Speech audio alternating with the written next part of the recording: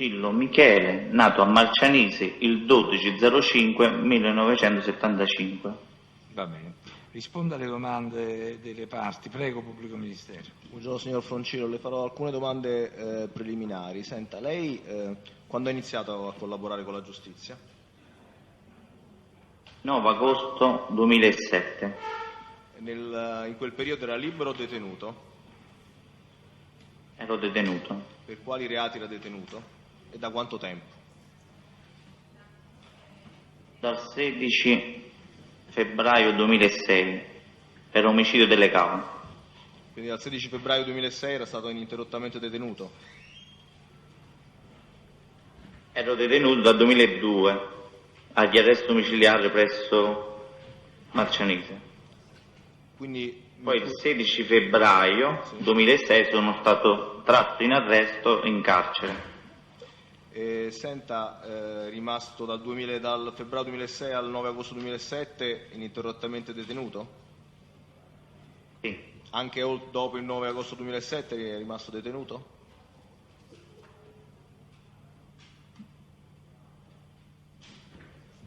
Pronto, mi sente? Rogillo deve parlare vicino al microfono perché non la sentiamo. Sì, Sì. sono stato detenuto pure dopo il 9 agosto 2007. Senta, le volevo chiedere, quindi dal 2002 fino al 16 febbraio 2006 è rimasto agli arresti domiciliari? Sì. Senta, gli arresti domiciliari erano stati concessi per quale reato? A partire da quando? Per reato di estorsione con l'aggravante dell'articolo 7. Sì. Era stato arrestato per questa estorsione prima di essere sottoposto agli arresti domiciliari? Sì. Quando è che era stato arrestato? In che periodo? 5 luglio 2002. E fu messo agli arresti domiciliari quanto tempo dopo rispetto a questo arresto del luglio 2002? Il 4 agosto 2003. Dopo di mia spontanea volontà ho fatto un deperimento organico e sono uscito dagli arresti domiciliari per motivi di salute. Quindi, mi scusi, dall'agosto 2003 che è stato posto agli arresti domiciliari? Sì. Senta, prima di questo arresto del 5 luglio 2002, che è uno degli arresti che ha narrato, aveva patito altre detenzioni, reclusioni? Ho patito 20 giorni ad aprile nel carcere di Latina, dal 5 aprile al 20 aprile, arrestato unitivamente a Bruno Buttone, sempre nella zona di Latina. Sempre nel 2002? Sì. Prima di questo periodo di arresto domiciliare nel 2002 ha avuto altri arresti nel tempo antecedente? No. Senta, lei ha fatto parte di un'associazione mafiosa e se sì quale e a partire da quando? E che ruoli aveva? Nel 94-95 appartenevo al clan Piccolo, contrario al clan Belforte. Dopo una riunione in carcere di Benevento tra Belforte Domenico e Napoletano Felice, detto Capitone, esponente del clan Piccolo Apicale, si erano accordato di transitare tutto con il clan Belforte, eliminando i nostri rivali che di quel periodo facevano ancora parte, il clan Piccolo, detti Quacquaroni di Marcianise, appartenenze come dicitura Nuova Famiglia. Da quella riunione uscita in carcere siamo transitati tutto con il clan Belforte, dal 2006 in poi, dal 1996. Io in quel periodo avevo un ruolo marginale, perché siccome che la mia famiglia era una famiglia di imprenditori nel locale di Marcianise, ci dava appoggi logistici, case, appartamenti, ci affittavo, ci prendevo schede telefoniche non intestate ai soggetti che le usavano, noleggiavo macchine.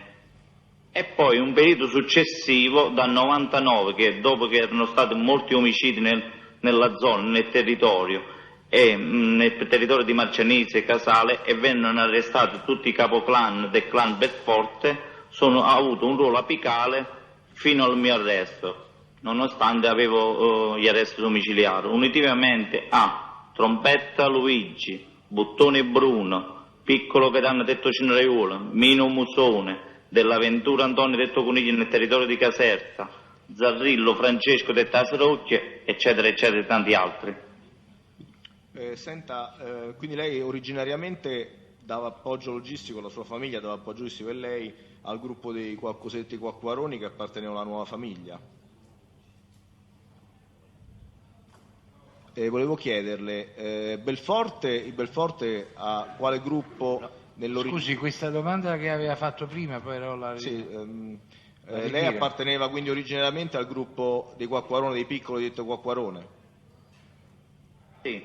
Mi ha detto che facevano parte della nuova famiglia, questo gruppo in contrasto originario con i Belforte. Volevo chiederle, il Belforte nel periodo della lotta tra nuova famiglia e ex Cutoliani o Cutoliani a chi facevano capo? Facevano capo sempre alla NCO, Raffaele Cutolo, ma nel territorio di Marcianise e sia di Caserta e paesi limitrofi c'è stato sempre un accordo con il clan dei Casalesi con la spartizione sull'estorsione, su appalti, subappalti nel territorio dove si dividevano il 50%, escludendo sia Marcianise sia Casal di Principe. Mi può spiegare esattamente questo tipo di accordo programmatico che c'era tra i Casalesi e i Belforte dal punto di vista della spartizione? Nel territorio di Caserta, siccome che Caserta era città e sia Marcianise sia Casal di Principe appartenevano alla città di Caserta, i due gruppi si dividevano il 50% sul territorio di Caserta.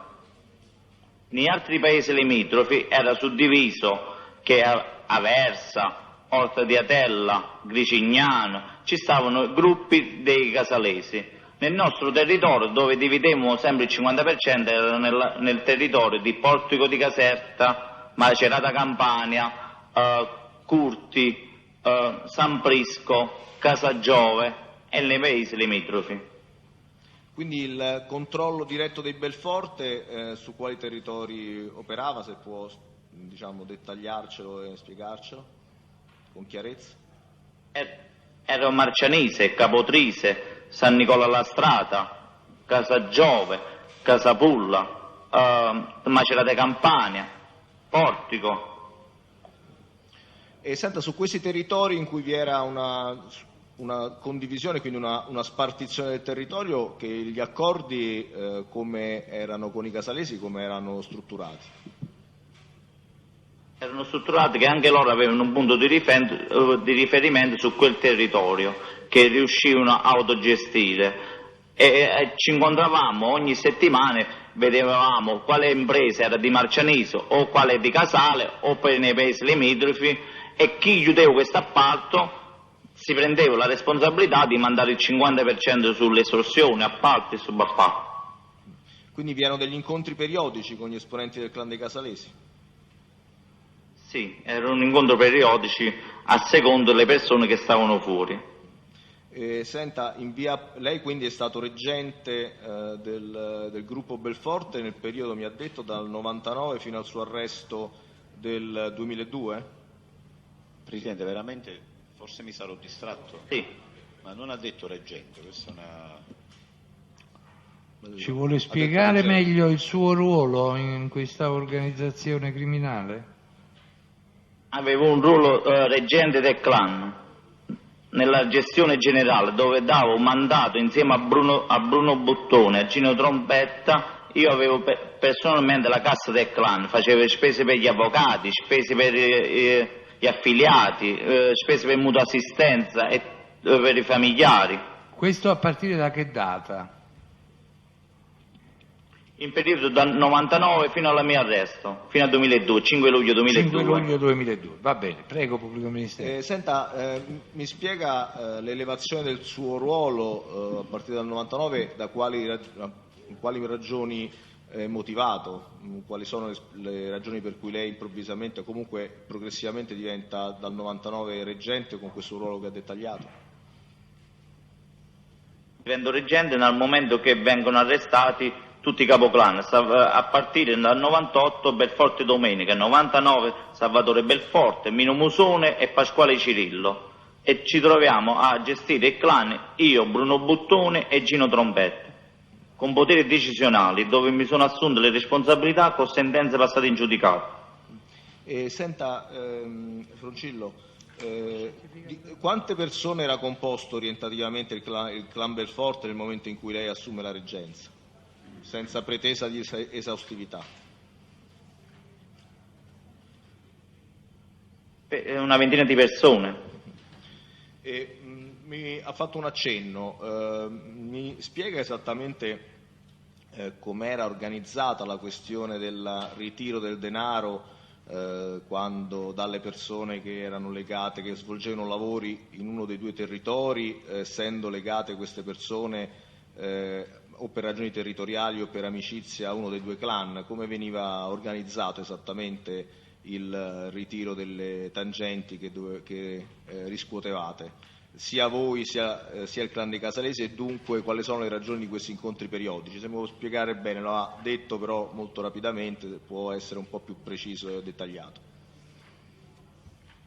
Era un incontro che alle volte i Casalesi avevano sempre questo un po' di furbizia, che non indicavano i cantieri che erano di loro appartenenza, cercavano in qualche modo di occultare i loro interessi, oppure per non mandare il 50% verso il clan Belforte, di cui noi da lunedì a venerdì avevamo una squadra composta da Piccolo Gaetano detto Tavernello, Raucci Antonio, Gerardi Antonio, Cuccaro Domenico ed altri che andavano a bloccare i cantieri sul territorio. La mattina alle 7 si usciva, si vedeva quali cantieri erano stati aperti, oppure ce lo comunicavano appartenenti sempre ai nostri affiliati che faceva il giro di perlustrazione per il territorio, e si verificava su un manoscritto che noi avevamo e aggiornavamo ogni volta o a computer o scritto a penna, e visionavamo i cantieri che erano di appartenenza dei Casalesi, quali ci avevano dato comunicazione, che tante volte ci dava comunicazione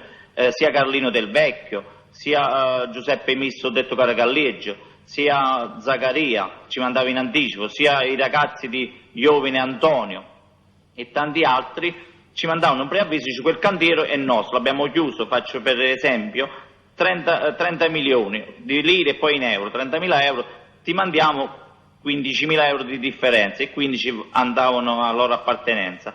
E ci incontravamo 3 volte l'anno, Natale, a Pasqua ed agosto, con i capoclan, quando le somme erano abbastanza notevoli, con chi era reggente in quel periodo dei Casalesi, o quando ci nasceva qualche conflitto ci siamo incontrati direttamente o sia con Michele Zaccaria che risolveva i problemi, o con Antonio Iovine o Pasquale Zaccaria.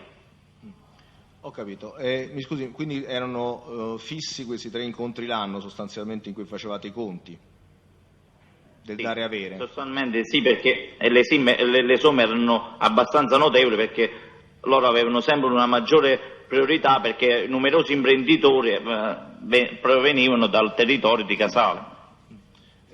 Quindi lo stesso accadeva anche per le imprese di Marcianise legate a voi, che operavano presso cantieri controllati nelle zone di controllo dei Casalesi?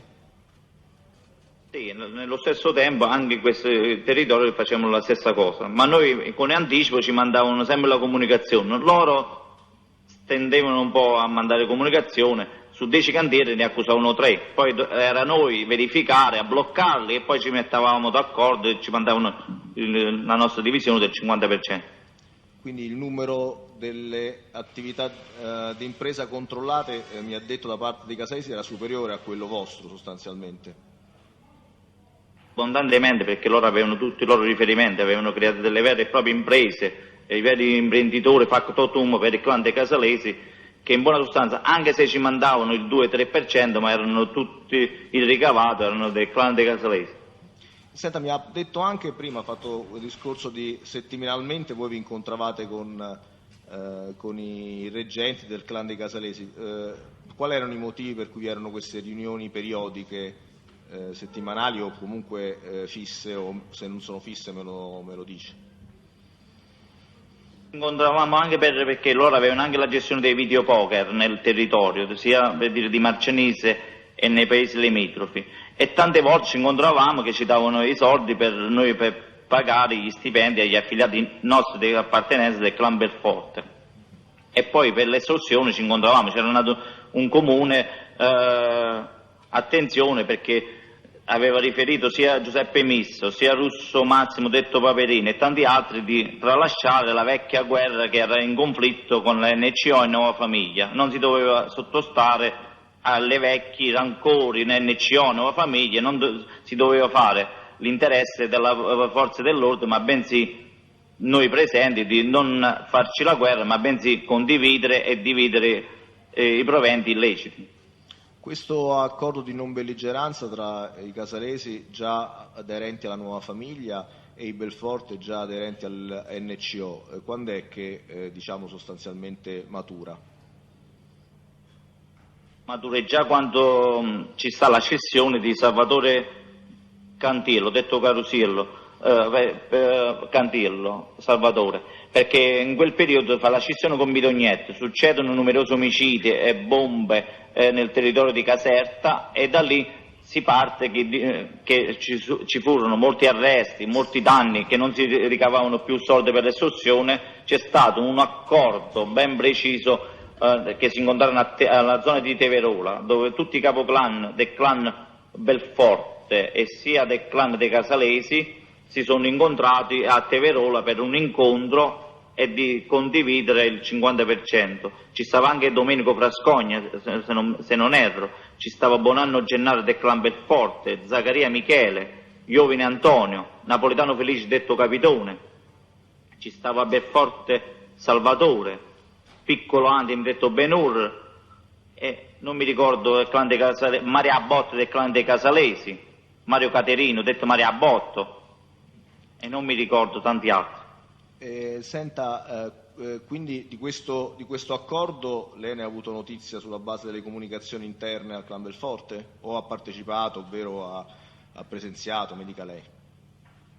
No, non ho presenziato, me l'hanno riferito tutti gli esponenti del clan, sia del clan Belforte, e poi successivo si faceva sempre riferimento anche al clan dei Casalesi, me l'hanno confermato, sia Maria Botti, che mi sono incontrato diverse volte a casa sua quando è uscito dal carcere per decorrenza dei termini, sia Carlino del Vecchio, sia Peppe Carecallieggio, adesso non mi viene in mente, Misso, il cognome, Massimo Russo, Franco Russo.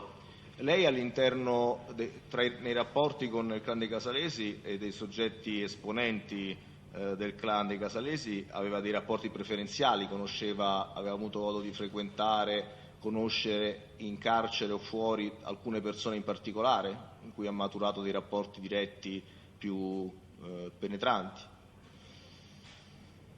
Io con rapporti molto più penetranti l'aveva sia con il clan come riferimento alla famiglia Zaccaria, sia con la famiglia Russo sempre di Casal di Principe, Massimo Russo in particolare. Ho fatto una comune detenzione, mi è venuto a trovare anche a casa, sia con Peppe Misso. La maggior parte cercavo sempre di restaurare un buon rapporto con loro, perché, come ho già riferito, io facevo l'imprenditore, mi piaceva sempre avere una comune apertura con le persone in confronto a Bottone, che era più stento a fare guerra, oppure sul piccole cose cercavo sempre qualche attrito. Io invece ho avuto sempre una comune rapporto, tant'è vero che mi recavo spesso a Casal di Principe, nel loro territorio, anche a casa loro mi hanno ospitato, e tante volte siamo andati anche a cena fuori. Senta, ha parlato di Russo Massimo, chi era, che ruoli aveva quando li ha assunti? Massimo aveva un ruolo apicale nel territorio di Orto di Atella, Gricignano, Aversa, nel territorio, era di Casal di Principe, il fratello di Giuseppe Russo, detto Patrino, uno degli esponenti apicali del clan dei Casalesi. Sì, quando è che ha assunto questo ruolo Russo Massimo? E se mi dice il soprannome, forse l'ha già detto ma non era stato molto chiaro. Detto Paperino. Detto Paperino. Russo Massimo detto Paperino. In che periodo assume questi ruoli rilevanti? Dopo l'arresto del fratello del 2003, quando venne arrestato in Germania, ma lui ha avuto sempre un ruolo apicale, perché comunque era una nota esponente, sono una famiglia grande, vasta, di Massimo Russo. Ci sta anche Russo Franco, che anche lui è stato detenuto presso il carcere Tamigi con me, Giuseppe Russo, c'è un altro fratello che si chiama Corrado, poi aveva delle sorelle che avevano sposato il fratello dell'onorevole Cosentino. Senta, ha parlato Russo Franco e Russo Corrado, anche questi erano fratelli di Russo Giuseppe e di Massimo? Mi scusi, mi ha sentito? Anche loro erano 4 fratelli? Sì, sì. Senta, Franco Russo e Corrado Russo ebbero dei ruoli, se lo sa, quando ha avuto modo di incontrarli o può sentire o parlare con loro? Con Franco lui aveva dei ruoli di comunicazione con le altre persone, gestiva lato più pulito, come si vuol dire. Corrado era quello che andava in giro per gli avvocati, per le persone, aveva una comune comunicazione. Senta, i Russo, la famiglia, o se mi può dire anche le persone individuali, che ruoli avevano all'interno del clan dei Casalesi? Avevano un ruolo di prestigio e di rispetto nel clan dei Casalesi, aveva voce in capitolo, nonostante Russo Giuseppe la sua fame criminale, ma anche Russo Massimo, che era anche lui un noto esponente apicale e killer. Avevano dei ruoli in zone territoriali specifiche o appartenevano, diciamo, alla parte alta dell'amministrazione del clan? Giuseppe Russo apparteneva alla parte alta del clan e quando non ci stava aveva il territorio Massimo nel territorio di Orto di Atella, a Gricignano, gestiva tutti questi paesi limitrofi attaccati a Casale, perché ogni posizione sul territorio mettevano un capo di riferimento per raccogliere i soldi, per fare la gestione più generale, poi si riunivano e mettevano tutto nella stessa cassa. Ha avuto modo di conoscerli, incontrarli da liberi, queste persone o alcuni di esse? Quindi non in Massimo carcere. Russo numerose volte, Massimo Russo numerose volte, Massimo Russo detto Paperino, sia da libero e sia anche detenuto, abbiamo fatto una comune detenzione insieme, che stavamo suddivisi nella stessa cella, a fianco e anche nella stessa cella, reparto Volturno primo piano, stanza 7 se non erro. E a che periodi risalgono queste comuni detenzioni con Russo Massimo? Da partire dalla fine del 2002 fino al 2003. Poi io sono uscito per ragioni di salute agli arresti domiciliari e lui è uscito per decorrenza termine, se non erro, era uscito a libero per decorrenza termine, è venuto a trovare un periodo che io stavo nella località di Minturno e poi numerose volte è venuto a trovare anche agli arresti domiciliari che mi trovavo a casa. Mi ha detto che è stato in carcere anche in comune detenzione con altre persone, altri familiari della famiglia Russo. Chi sono? Con Franco Russo. Ricordo il periodo di comune detenzione con Franco Russo e quale carcere fosse? È carcere Tamigi 2006, nel periodo 2006-2007, sì, nel reparto Tamigi terzo piano. Facevamo anche il passeggio insieme. Quindi vorrei comprendere, in ambito carcerario, quali erano le occasioni di incontro che aveva con Russo Massimo e con Russo Franco? Con Russo Massimo facevamo la socialità insieme, che è l'orario dalle 16 alle 18 socialità, poi uscivamo insieme a fare il passeggio dalle 9 alle 11 e poi dall'1 alle 3. Senta, parlando oppure in altri contesti, ha avuto informazioni da esponenti del clan dei Casalesi per quanto riguardava eventuale controllo da parte loro di politici nazionali o politici locali? Loro come punto di riferimento, perché stavo nel loro nucleo familiare, era Nicola Cosentino, era Coronella, sempre di Casale, Casal di Principe, era un periodo 2005-2006, Nicola Caputo. Senta, informazioni può essere più specifiche in ordine a come ebbe queste informazioni, il contesto, chi le ha riferite e per quale motivo? È da un contesto che noi alle volte, perché loro si facevano sempre più grandi nella gestione, perché in certo qual modo loro ci vedevano sotto l'ottica che erano più, come si vuol dire in italiano, non lo so definire, più rozzi, no? Loro erano più all'avanguardia, che su ogni comune gestivano il proprio candidato, la propria politica, eppure nel territorio di Roma, in buona sostanza, cercavano sempre di portare le persone a loro vicino e che potevano avere dei favoritismi nei carceri migliori, appalti, subappalti, che numerose imprese riuscivano ad avere grazie a questi esponenti apicali che loro ci davano un notevole contributo, non un piccolo contributo, un notevole, che li potevano gestire. Ho avuto notizie sia da Massimo Russo, sia da Peppe Misso, sia da altri esponenti apicali. Mi può dire in che contesti, se riesce a ricordarlo ovviamente, il momento in cui ebbero a rappresentare questi dati e le ragioni per le quali colloquiando emersero queste circostanze? Periodo in cui ci stavano anche le votazioni, perché sul territorio di Caserta ci stavano che bisognava attaccare anche dei manifesti, e noi sui manifesti che all'attacchinaggio ci prendevamo un contributo, oppure le attaccavano persone a noi vicino di €1, che ci davano €1 a manifesto da attaccare. E loro numerose volte ci davano indicazioni, cioè se ci potete dare una mano, qualsiasi cosa siamo a disposizione. E numerose volte le persone, Simiolo Michele, se non mi sbaglio era proprio di zona di Teverola, sia Letizia Raffaele detto Lello, era un ragazzo che con viso pulito, che aveva queste comunicazioni con queste persone, che numerose volte ci incontravamo e portavano questi personaggi che ho indicato. Può essere un po' più preciso a quale tornate elettorali si riferisce esattamente? Chi è che mandava queste indicazioni di svolgere questa attività di attacchinaggio nei vostri comuni? Se non mi sbaglio era nel periodo del 2005, Nicola Caputo, se non erro, era questo Letizia e sia quell'autodaddia Giuseppe di Teverolo, detta a bugia, che lui camminava con questi volantini, questi attacchinaggi, volantini, camminava perfino con le macchine noleggiate da questo politico che li portava da sponsorizzazioni che indomani poteva avere appalti, subappalti, favoritismi. La bugia chi sarebbe, scusi, la persona che ha citato come la bugia? No, l'autodaddio Giuseppe si chiamava, detta a bugia lo chiamavano.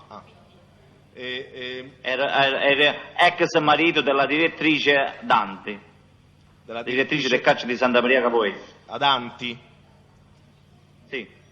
E senta, mi scusi, che questo nel 2005, rispetto a quale, se lo ricorda, quale campagna elettorale, qual era l'elezione di quel periodo e chi erano le persone a cui favore avete fatto questa attività di attacchinaggio?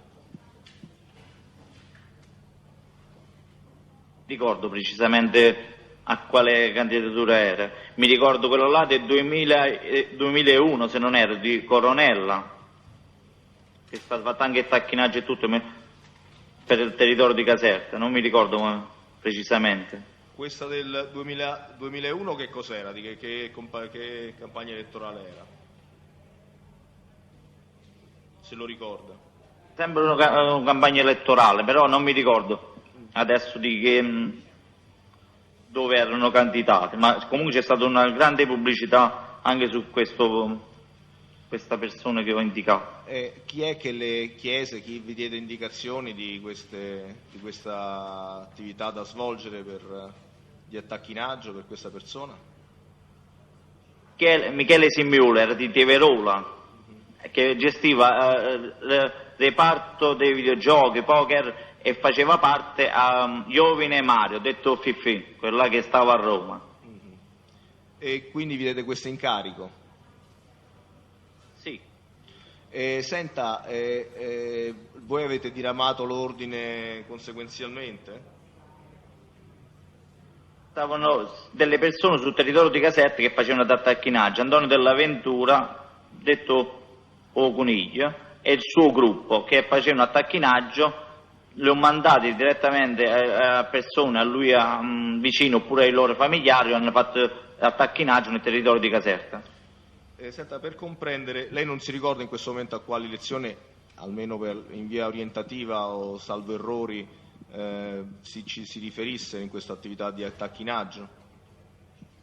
No, non mi ricordo. Perché rappresento l'interrogatorio del 3 novembre 2009, lei ha dichiarato, nel periodo 2000-2001 ricordo che vi furono delle elezioni, se non erro regionali, nelle quali si candidarono sia Cosentino Nicola che Coronella, non ricordo per quali partiti, mi sembra che Coronella si candidasse con Alleanza Nazionale. In questo verbale ha indicato 2 candidati e le elezioni che lei all'epoca non ricordava se fossero regionali o meno. Volevo comprendere, glielo rappresento, che... Chiedo scusa, pubblico ministero, Sì. però dovremmo andare per gradi, perché ha indicato una serie di politici, poi stava parlando delle elezioni che riguardavano ma dovremmo chiedere meglio. Intanto la fonte per quanto riguarda le indicazioni di Cosentino non è stata ben precisata. Sebbene Allora, la questione riguarda le regionali. se lei ha chiesto, ci dica bene quando ha saputo queste cose e da chi. Ma l'ha risposto su questa domanda. La questione riguarda la campagna elettorale per quali elezioni. Lui ha detto che non si ricordava e io l'ho rappresentato. Stava parlando del 2005. No, 2000 e 2001, stiamo parlando del 2000-2001 in questo momento. Nella 2005... contestazione? Sì, no, ma anche lui sta parlando del 2000-2001. Vabbè. La domanda era sul 2000 e 2001, quindi volevo chiederle, lei ha indicato in questo verbale che se non ricordava male, se non erro regionali, 2001. Confermo, la fonte a me in quel periodo me l'ha riferito Letizia Raffaele, detto Lello, e Simeolo Michele. Senta, mi scusi, era solo Coronella che si era candidato o qualcun altro? No, anche Cosentino, mi sfuggiva il nome. Senta, mi scusi. Insomma, uno prima dice una cosa, poi chiede, conferma, voglio dire, ma questo è elementare che è una suggestione macroscopica. Ma è una contestazione, avvocato, la contestazione serve La contestazione si fa dopo la domanda negativa, non si fa prima e poi si chiede la conferma, perché è proprio irrazionale, pubblico ministero, la prego. Non per favore non fate polemica. Presidente, ho formulato una contestazione su questi 2 punti. Sulla persona... L'ho fatto la domanda prima. Ho fatto la domanda prima. La contestazione aveva ad oggetto il tipo di elezioni, non le persone. Era anche Per favore non fate polemiche. Dobbiamo andare piano piano, pubblico ministero. Allora, volevo chiederle, si ricorda che manifesti sono stati dati per l'attacchinaggio, le persone fisiche che erano state indicate, se riesce a ricordarlo, oppure se mi dice quello che ricorda. Ricordo precisamente quali erano gli attacchinaggi, i colori e tutto. Che si trattasse di questo... Uno era Forza d'Italia e uno era AN. Senta, ha parlato di Letizia Raffaele detto Lello. Che ruoli aveva? Chi era? Avevo la gestione di questo che aveva la gestione politica più che altro, avevo comunicazione politica, avvocati. Lui era una faccia sprovvisto dalle forze dell'ordine, perché proprio avevo queste capacità. Non lo so, si faceva chiamare il ragioniere, che comunicava con tutti questi politici del territorio di Casal di Principe, comunicazioni, e cercava a fare tutte le gare di appalto, era una sorta di persona pulita apparentemente, che riusciva ad entrare in numerosi appalti e subappalti diretti pubblici. Senta, ma era legato a qualcuno in particolare? In particolare alla famiglia Russo. Senta, vorrei comprendere, per quanto riguarda i rapporti con politici, mi può dare un'indicazione, gliel'ho già formulata questa domanda, volevo comprendere dei contesti e del ruolo che avrebbero avuto queste persone a favore del gruppo, se ne avevano uno? Avevano questi politici che in cambio loro dovevano garantire che alleviare il fatto del 41 bis, il fatto che dovevano prendere appalti, subappalti, che prendevano, e numerosi imprenditori i lavori pubblici che facevano nel territorio, anche nel territorio di Roma. Senta però, no, un attimo, Frongillo ci dovrebbe spiegare lei queste circostanze, da chi l'ha sapute in particolare, in quali circostanze le ha apprese, perché avete parlato di questo argomento, ci deve far comprendere meglio la cosa.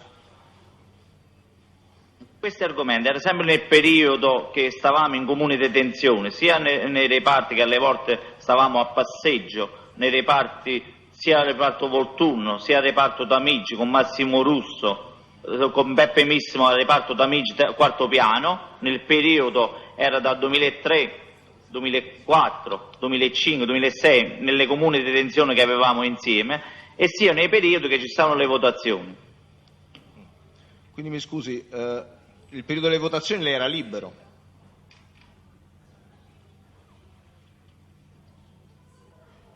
Nel periodo di queste votazioni, 2000-2001, lei era libero?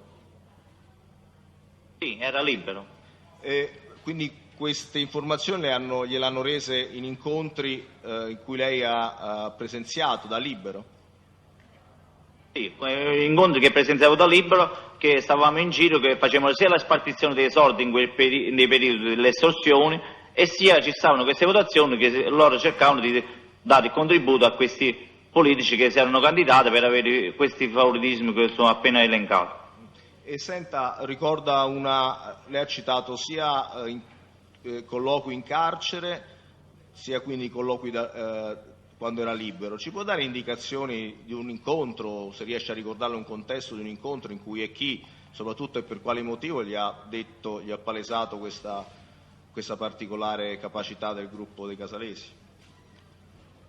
È un incontro che abbiamo fatto diverse cene, pure a Casoria ci siamo incontrati anche a pranzo, sia con Letizia Raffaele, sia con Massimo Russo, Paperini, detto Paperini, Simmeulo, Peppe Misso, detto Carecallieggio.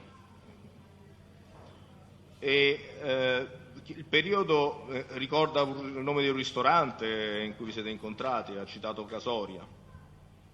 Sì, il ristorante La Grigliata a Casoria, che spesso andavamo. Lei era da solo o con qualche altro componente del clan del Belforte in questo incontro?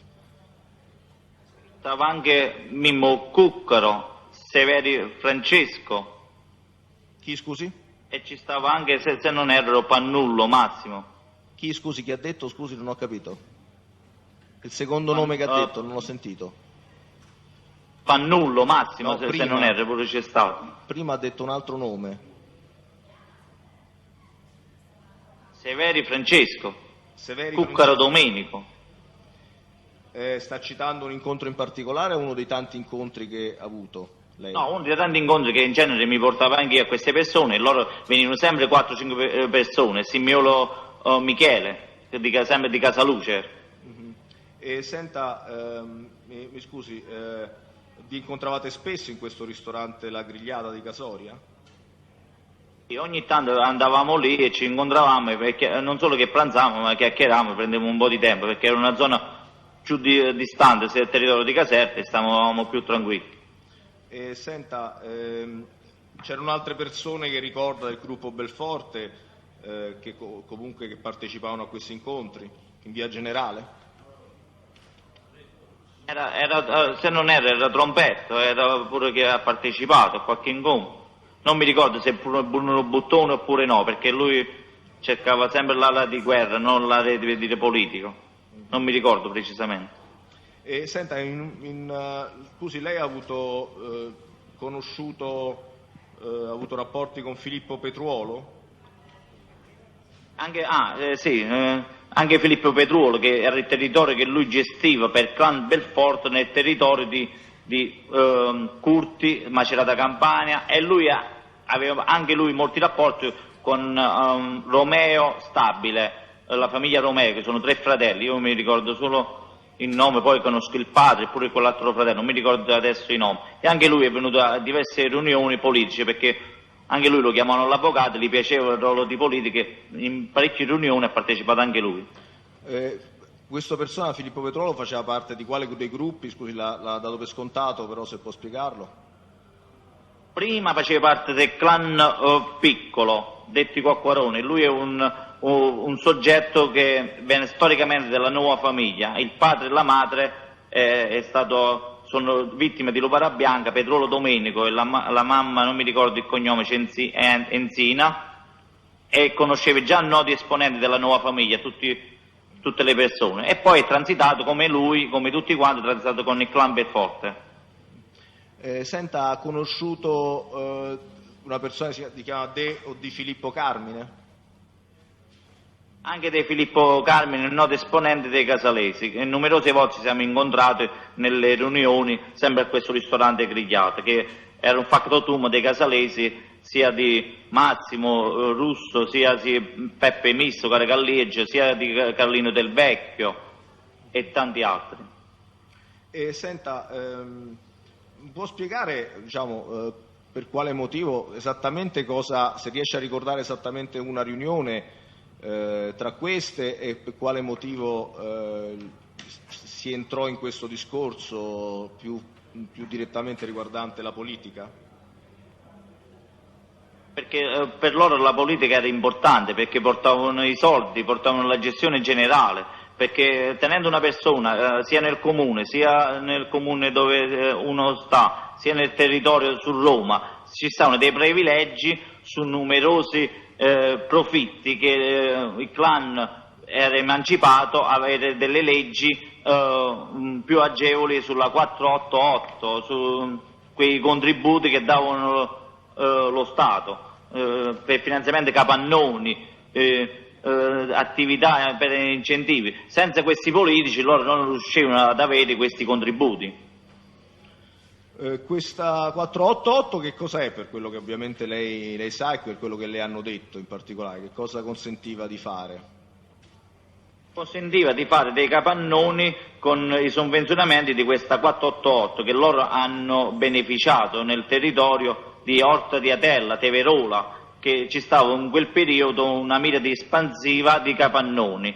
Loro avevano, grazie a questi politici, cercavano di avere questi sovvenzionamenti facendo delle fatture più gonfiate, più come si vuol dire, se per dire il capannone veniva 500.000 euro, loro ne facevano il risultato che avevano avuto 800, ma i ricavati della 48, che non so che percentuale dava di contributo zero, loro riuscivano a ricavarle e li veniva a costare con i soldi dello Stato questi capannoni, che poi dopo noleggiavano a ditte a loro vicino Prestanomi. Scusi, e questo chi glielo rappresentava e quali erano i soggetti che rendevano possibile questo utilizzo della legge 488? Massimo Russo me l'ha riferito, Massimo Russo detto Paperino, Lello Letizia, attraverso che loro chiamavano una sola cosa, il suo parente era Nicola Cosentino. Quando glielo disse Lello Letizia e Massimo Russo che Nicola Cosentino aveva anche questo ruolo? Nel 2001 e poi me l'ha confermato nel periodo che in comune detenzione. Quindi il periodo di comune detenzione con Russo Massimo? Sì. Quindi nel periodo che ha già citato, ho capito. E senta, sempre per comprendere, perché le hanno, se riesce a ricordarlo, qual è il motivo per cui le hanno rappresentato queste informazioni, diciamo, sensibili o segrete? Qual era la ragione per la quale le hanno detto questo, per quanto il ruolo di Nicola Cosentino in relazione all'utilizzo della legge 488? Se può spiegare perché il contesto, i rapporti che aveva con queste persone tali da rendere possibili queste confidenze.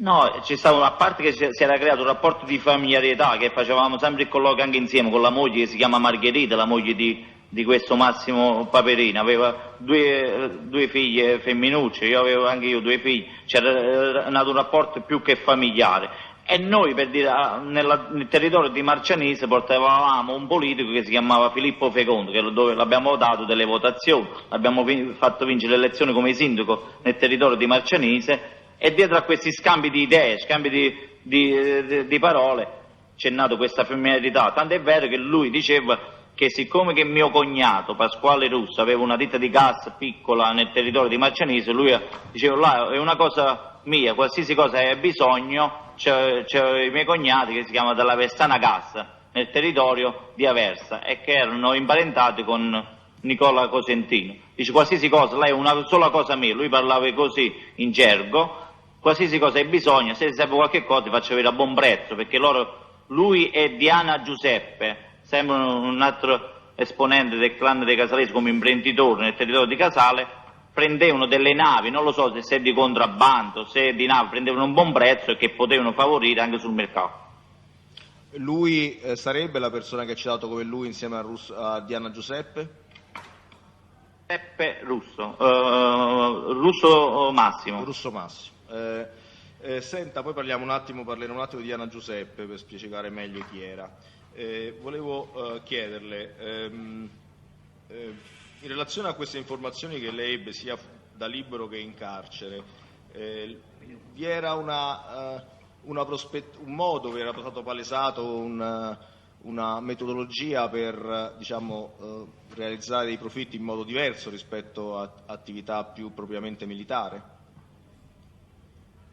Era un momento propizio per cambiare aspetto, perché come ho riferito anche in precedenza era una nuova generazione che voleva cambiare non alla guerra ma bensì dei profitti, perché numerosi politici avevano chiaramente, come si vuol dire, costruendolo da parte nostra con il nostro contributo a farle avere delle votazioni, a farle avere per dire dei voti, a far avere dei rispetti che in qualche volta poteva intercedere se ci stava qualche indifferenza tra loro, ci stava una mania di espansivo che non si andava più in carcere ma bensì si avevano dei profitti più agevoli e più nella maniera di vita più serena. E questa idea di agire in un modo diverso rispetto all'attività più propriamente militare, quindi trarre vantaggio da un'attività militare, esattamente chi è che la palesò, quindi questo nuovo modo di far attività di impresa criminale da parte dei mafiosi? In primis Michele Zaccaria, in primis Pasquale Zaccaria e Iovine Antonio, perché loro avevano avuto esperienza, così si riferivano anche verso di me, verso Bruno Buttone, verso Gino Trompetta e tanti altri che in numerosi incontri che abbiamo avuto riferivano: guarda, noi abbiamo pagato le conseguenze, abbiamo delle condanne gravissime e non possiamo goderci niente, cerchiamo da adesso in poi quello che si può fare. Con questa dicitura dicevano: serviamo il salvabile, cerchiamo di politicizzare, cerchiamo di un po' di migliorare l'aspetto e cerchiamo di andare avanti nel miglior modo possibile. E poi consecutivamente anche Massimo Russo e tanti altri, le strade per dire delle guerre, se per dire si potevano evitare, si evitavano, ma se per dire non si potevano evitare, si affrontavano come gerarchia, come metodo.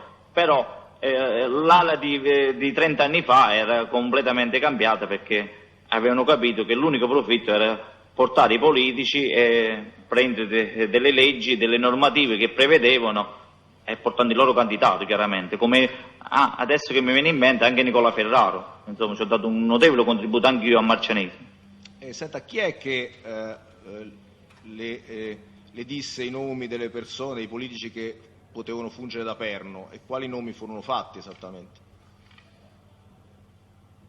Massimo Russo portava a Cosentino, perché stanno nel nucleo familiare, Nicola Cosentino, e Coronella, anche gli altri, ma anche Nicola portavano maggiormente, anche Coronella, perché lo portavano in quel periodo, questo Letizia e tutto, perché alle volte portavano non solo che il loro spessore, il suo metodo, ma anche di persona. Però a loro gli faceva comodo che era più forte sia sotto i suoi profili personali e il loro contributo che potevano rinforzare per una maggiore vittoria. Oltre a Russo Massimo, che indicò esattamente Nicola Cosentino, ci fu qualcun altro che fece lo stesso nome? Anche Giuseppe Diana, quella del gas, che pure ci stava in ottimi rapporti. Anche Diana Giuseppe, quello del gas. Senta, parlò anche lui di Nicola Cosentino. Ci sono altre persone che hanno fatto questo nome o gli altri fecero discorsi più generali, visto che ha citato anche Iovine e Zaccaria? No, anche Iovine e Zaccaria portavano Nicola Cosentino che dice qualsiasi cosa avevano bisogno, anche loro due in buona sostanza, però in più in carattere generale era Massimo Russo che lui usava il gergo che era di famiglia. Mi scusi, Iovine e Zaccaria portavano il nome più in generale, scusi, chi glielo ha detto? Gliel'hanno detto direttamente? È stata una sua deduzione? Direttamente, no, Nicola Cosentino direttamente me l'hanno riferito. E dove? Lei quando li incontrò? A Casal di Principe. Chi incontrò? A Michele Zaccaria, a casa di Golia. In che periodo? A casa 2001. di chi? Può precisare nome e cognome, per favore? A casa di Golia, non mi ricordo il cognome, il nome, Golia di sicuro. E sa qualche altra cosa di questa persona? Golia. E questa è una persona, un suo affiliato, e molte volte a casa di Fontana Saverio, un suo parente. Mi scusi, quindi lei si è incontrato Zaccaria Michele più o meno quante volte?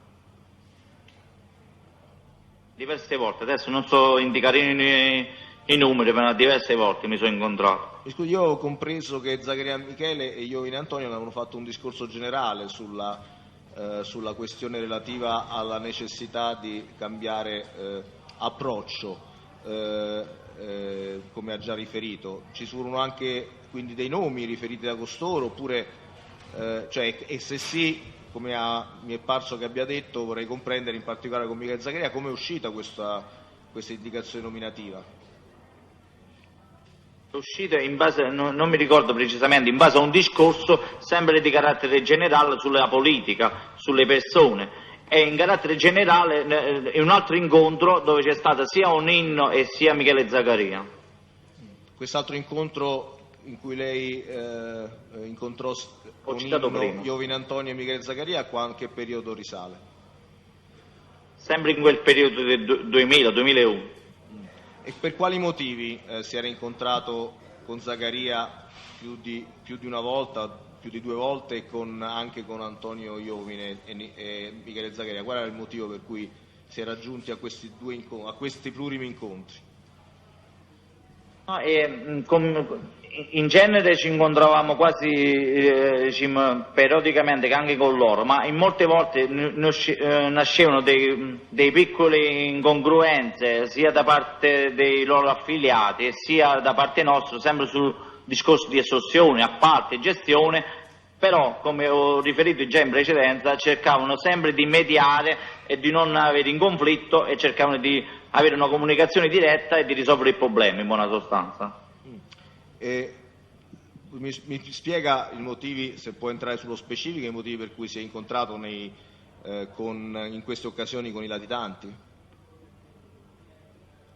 Ho capito che c'era necessità di incontro per questioni, volevo comprendere, però visto che si trattava di 2 latitanti da lungo tempo tali, volevo comprendere come era avvenuto, le modalità di incontro, le ragioni proprio per cui si erano avvenuti questi incontri, e soprattutto vorrei comprendere, soprattutto, mi scusi, tutto questo è relativo al fatto di come è uscito il discorso e qual è la ragione, visto che di questo non ne ho traccia nella fase diciamo preliminare, cioè quindi non ho cognizione di questi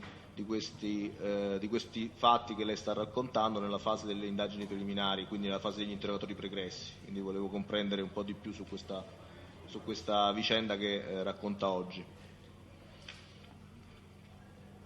Racconta oggi perché adesso mi sono ricordato in buona sostanza, perché sia Zaccaria sia pure Iovine si parlava della gestione di numerosi appalti. Allora se serviva qualcosa sul territorio di Roma, nella zona di territorio di Caserta, avevano questi riferimenti che me l'ha raccontato sia Zaccaria e sia Zaccaria Pasquale. Questi riferimenti sono esattamente chi? Quello di Nicola Cosentino e sia Coronella. Senta, voi avevate bisogno di un apporto, di un aiuto, di un tipo di questo tipo da parte dei casalesi, tramite soggetti di più elevato grado, tra virgolette? Noi eravamo più arretrati su questi profili, loro stavano più all'avanguardia, come si vuol dire, sia Pasquale Zaccaria sia Micheli sono i manager assoluti su questi territori e loro politicamente ci sono entrati già 20 anni in precedenza, in buona sostanza. Noi stavamo subentrando dal 2001-2002, quello è il periodo che cercavamo, che avevamo delle notizie, anche perché abbiamo dato più priorità a eliminare il clan piccolo detti Quacquaroni e non alla politica. Poi man mano anche il clan Belforte stava facendo questa ristrutturazione di cambiamento e di evoluzione, anche prendendo i propri candidati. Senta, Fruncillo, volevo chiedere, lei in fase di indagini preliminari raccontò di una vicenda in particolare, un incontro avvenuto alla grigliata di Casoria, presenti numerose persone. Volevo cercare di ricordare, di farvi comprendere, se vi può specificare un incontro in particolare che all'epoca, parliamo quindi del 2009, l'era più chiaro, e se ci può ricordare uno di questi incontri o comunque un incontro più significativo avvenuto presso la grigliata di Casoria, chi era presente e soprattutto come si entrò in argomento, quali erano le persone accreditate in quell'incontro e erano accreditati da chi e in quale ruolo per conto del clan dei Casalesi.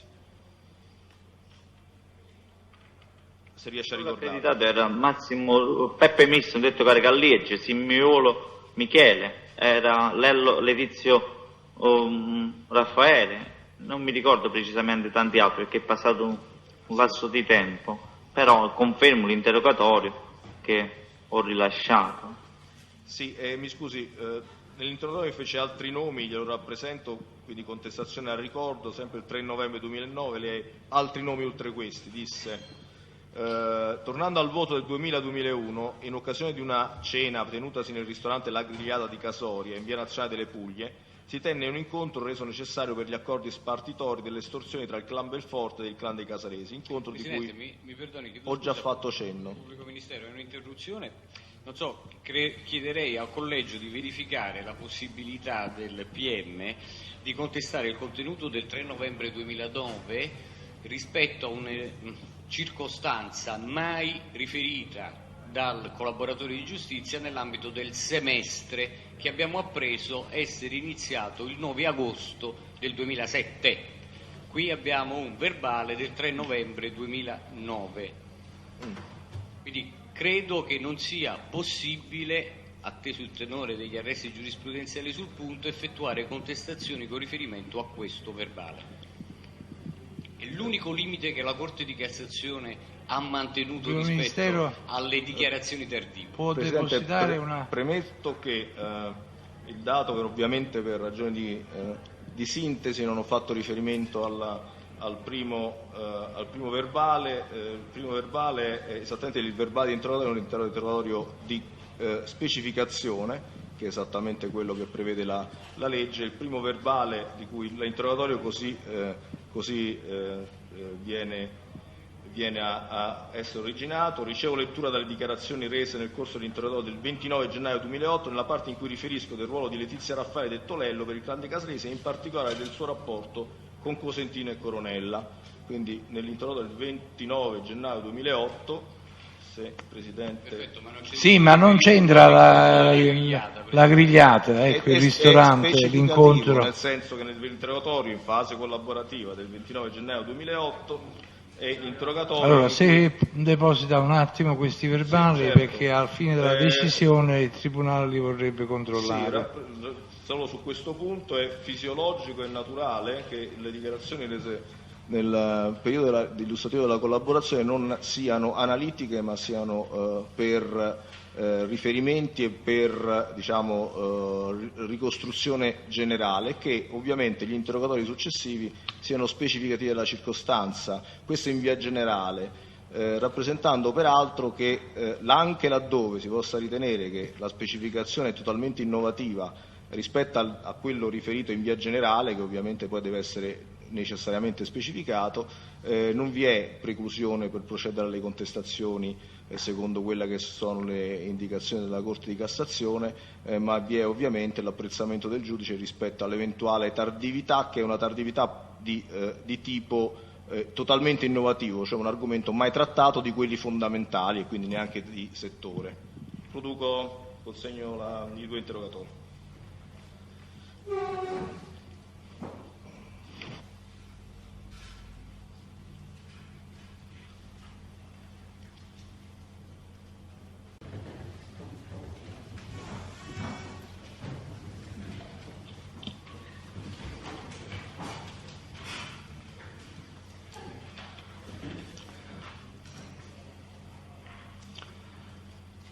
Dunque, sulla eccezione sollevata dalla difesa di Cosentino Nicola, sentito il pubblico ministero,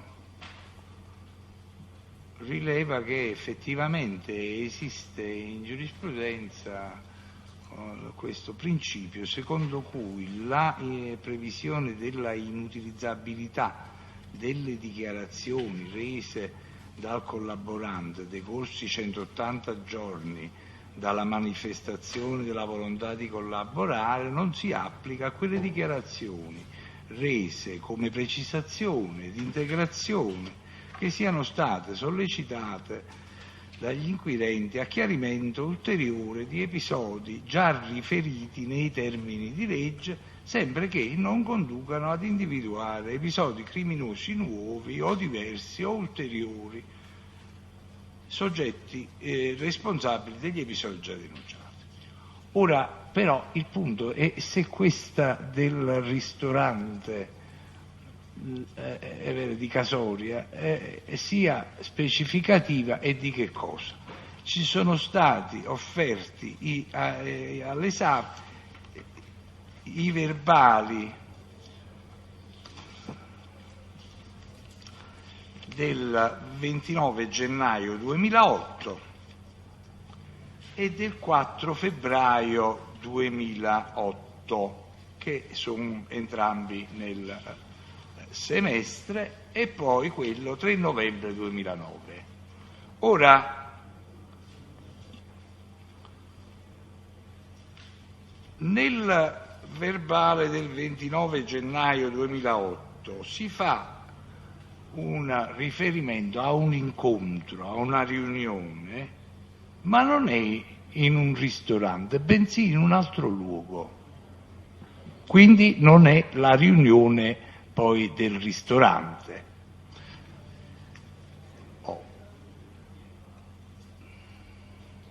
Anche se la materia che si dice è stata trattata è analoga a quella cui fa riferimento il pubblico ministero, mentre nell'altro verbale del 4 febbraio 2008 si fa riferimento a contatti, ma nulla di specifico che possa richiamare la circostanza indicata invece nel verbale che si vuole contestare.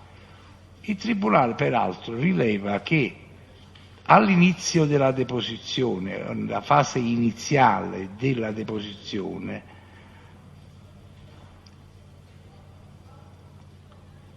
il collaborante ha fatto riferimento a questo ristorante, quindi se ne può parlare, posto che nel contraddittorio tra le parti non v'è alcuna limitazione all'utilizzabilità, ma certamente non si può contestare specificamente quel verbale. Per questi motivi accoglie l'eccezione e dispone procedersi oltre, restituisce al pubblico ministero i verbali esibiti ai fini della decisione.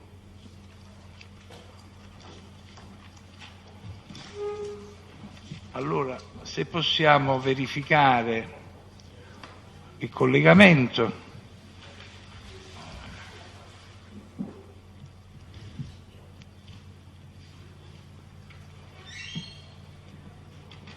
Presidente, sono presente. Bene, va bene.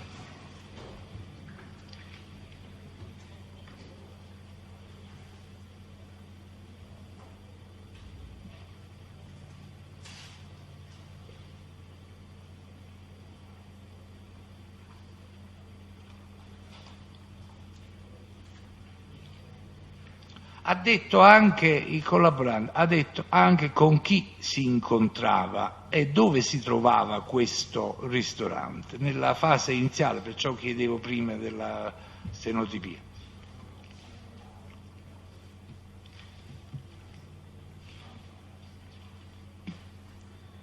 Senta, mi ha detto che ci sono stati più incontri presso questo ristorante La Grigliata di Casoria.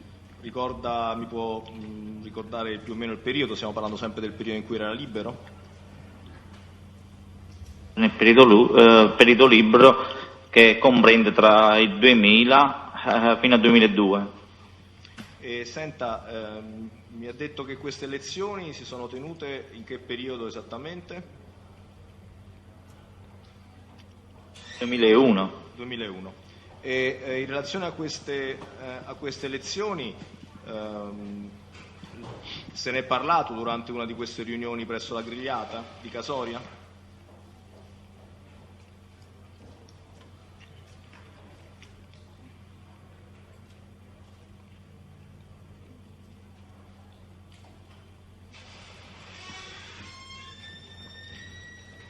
Di queste elezioni e dei soggetti sponsorizzati dal clan se ne è parlato durante una di queste riunioni presso la Grigliata di Casoria? Sì, in quel periodo, come già riferito in precedenza, sia Simiuolo, sia Lello, Letizia e sia Massimo Russo, detto Paperino, portavano a questo Coronella e questo Cosentino Nicola. Senta, quindi gli fu detto durante una di queste riunioni? Sì. Come già riferito che Massimo Russo diceva che Cosentino un è il suo attimo parente. un attimo solo, aspetti un attimo. Fare una domanda in sede di esame che contiene la risposta è vietato dal codice di procedura penale. Dire ma le fu detto durante la riunione contiene la risposta, durante un incontro alla Grigliata a questo ristorante contiene la risposta, non è consentito. Effettivamente non si può ammettere. Lo ha detto praticamente prima, poi dopo è chiaro che si tratta di una semplice reiterazione per avere chiarezza del contenuto di una risposta precedente. Andiamo avanti. I nomi vennero fatti durante questa riunione? Sì. Sì. Senta, su questo punto vorrei comprendere, ricorda che ruolo aveva Misso Giuseppe Dodocari Caliegi? Aveva un ruolo apicale nel territorio di Casal di Principe, in quel periodo era uscito e aveva la gestione del clan dei Casalesi sul potere decisionale su tutto. Da chi era stato investito Misso Giuseppe Caricalieggi in quel periodo, il periodo in cui ci furono stati questi incontri? Da quale soggetto egemone del clan, per quello che lei sa? Da Russo Giuseppe, detto Peppo Padrino. Senta, Misso Giuseppe rappresentava anche soggetti apicali oltre a Russo Giuseppe o soltanto Russo Giuseppe? No, anche altri soggetti apicali sul territorio di Casal di Principe, ma lui faceva riferimento, diciamo, come apicale a Russo Giuseppe, detto Peppo Padrino. Iovine Antonio e Zaccaria Michele avevano a sua volta loro portavoce o facevano capo agli stessi soggetti, come reggenti sul territorio? Erano i reggenti sul territorio, ma Peppe Caracalliege era lui che era in quel periodo libero. Se ci stavano casi eccezionali interveniva sia Michele Zaccaria e sia Iovine, ma lui parlava come clan dei Casalesi unico, non distaccato, per cui si faceva da portavoce anche di questi personaggi che già, come ho già riferito in precedenza, dichiarazione. In relazione ai rapporti con i politici ha avuto delle confidenze anche da Misso Giuseppe? Sì, anche da Misso Giuseppe. Mi ricordo un particolare che mi fece un po', come si vuol dire, senso, no? Che nel periodo che ero detenuto, nel carcere di Santa Maria Capovetere, stavamo di fronte alla stessa cella reparto Tamigi. Nello stesso periodo, che parlavamo di politici perché purtroppo sempre si parlava di politiche perché lì era il frutto dove si poteva ricavare maggior soldi, maggiori strutture, maggior posti di lavoro per le persone, che era agevole in qualche modo coprire la latitanza, occultare i documenti, e in quel periodo stavano formulando il governo. Il periodo, un attimo che mi ricordo, era, se non erro, era dicembre 2006, e stavamo al reparto Tamigi. Nel reparto Tamigi ci stavano formulando questo Parlamento e si faceva in nome di Ferraro, che era stato assegnato come il TAP, come direttore del TAP, che poteva gestire tutto. E Peppe Carleggi esorgeva, senza ancora in via di definizione, su radio che noi ascoltavamo in carcere, allora ha vinto Nicola Ferrari, allora è cosa nostra, possiamo fare tutto, gestione del carcere, gestione di qua, gestione di là, esultava tutte queste manifestazioni di loro contributo e il loro politico. Poi dopo, successivamente, non era Nicola Ferrari, ma bensì era come si vuol dire, quell'altro, Ettore Ferrari. Quindi era un omonimo praticamente, solo per il cognome. Omonimo solo per cognome, però lui vantava, e come per dire, come ho già riferito anche in precedenza, abbiamo dato pure noi un contributo a Nicola nel piccolo in confronto a Casal di Principe per farle essere elette, insomma, regionali. Insomma, loro avevano questa influenza sui politici e portavano sia Nicola Cosentino, che comunque era l'appartenenza di Russo, e non si può non trascurare questa circostanza. Circostanza di Coronelli, che comunque era di Casal di Principe, e portavano questi elementi, Nicola Ferraro che pure lo portava, e nel territorio di Aversa, nonostante che il partito era diverso, questo Nicola Caputo. E mi scusi, che portasse anche Nicola Cosentino, lei l'ha sentito per la voce anche di Misso? Sì, anche Miss me l'ha confermato, perché questo Cosentino, perché lui era un factotum maggiormente della famiglia Russo, questo Misso Caricalliegi, però a Cosentino a loro lo ritenevano di famiglie. Come si può non votare una persona che è del nucleo familiare, in certo qual modo, e comunque viene agevole? Senta, lei ha avuto modo di incontrare Misso Giuseppe anche durante la sua detenzione agli arresti omicidiari? Sì, è venuto anche a casa, sì, nel periodo che stava arresto domiciliare. Perché il periodo, mi ha detto, agli arresti domiciliari era quindi a partire dal 2003, 5 agosto 2003. Sì. Ma noi ci siamo incontrati diverse volte, perché anche lui è uscito da carcere, poi è stato arrestato, e lui è andato anche in reparto Volturno a secondo piano, insieme a Bianco, non mi ricordo, Franco, insieme ad altri. Ci siamo incontrati sia dentro al carcere, ma alle volte anche a casa, oppure a casa sua, che in quel periodo era deceduto anche il padre, mi sembra. Senta, per quale motivo ebbe occasione di venirla a trovare prima del suo arresto del 2006? Sempre riguarda l'estorsione in carattere generale, che comunque, come ho già riferito, c'era creata una comune amicizia al di fuori pure di quello, e si parlava, si commentava, perché lui è un tipo che parla anche tanto, in buona sostanza. Ho capito. Senta, tornando a una di queste riunioni presso al ristorante La Grigliata, vorrei comprendere, riesce a ricordare il senso e perché venne fatto riferimento? Se lo ha già detto, magari lo ripete, io non l'ho bene a mente in questo momento, il senso in cui si è fatto riferimento all'appoggio che garantiva al clan il Nicola Cosentino?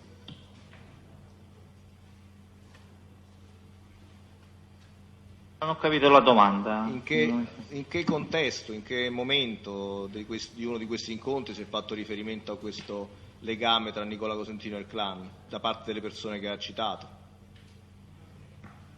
In quel periodo ci stavano le votazioni, ci stavano loro candidati e che dovevano vincere per avere queste leggi che ho già riferito, e in quel periodo, se non erro, ci stavano numerose licenze della distribuzione di Agip, Q8, non mi ricordo qual è la compagnia, e lui poteva, Cosentino con il nucleo familiare, poteva affidare delle gestioni di queste aree di servizio, che solo lui aveva questa gestione, questo monopolio, come si vuol dire, nel territorio di Casale e nei paesi limitrofi.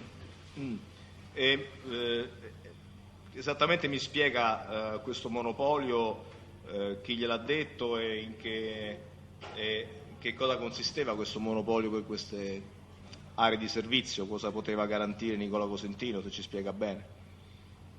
Nicola Cosentino era lui che gestiva quest'area di gestione, che aveva queste licenze, aveva lui l'autonomia, e loro portavano sia Lello Letizia, sia Russo Massimo, detto Paperina, sia Simiolo Michele, sia pure Caricallieri. In quel periodo ci stava, se non è, come si vuol dire, una ristrutturazione di queste aree di servizio, e tutti quanti, che per dire anche nel nostro territorio, che è stato fatto sia a Capotrise, sia nella uscita Casetta Nord, sia un'altra, erano tutte associate alla famiglia Cosentino, e loro, per dire che a noi in certo qual modo pur la ristrutturazione ci apparteneva qualcosa che ci dovevano dare in buona sostanza, e loro ci riferivano: questa è una cosa nostra che la sta gestendo Cosentino, è una cosa nostra, così nel gergo si manifestavano nei nostri riguardi.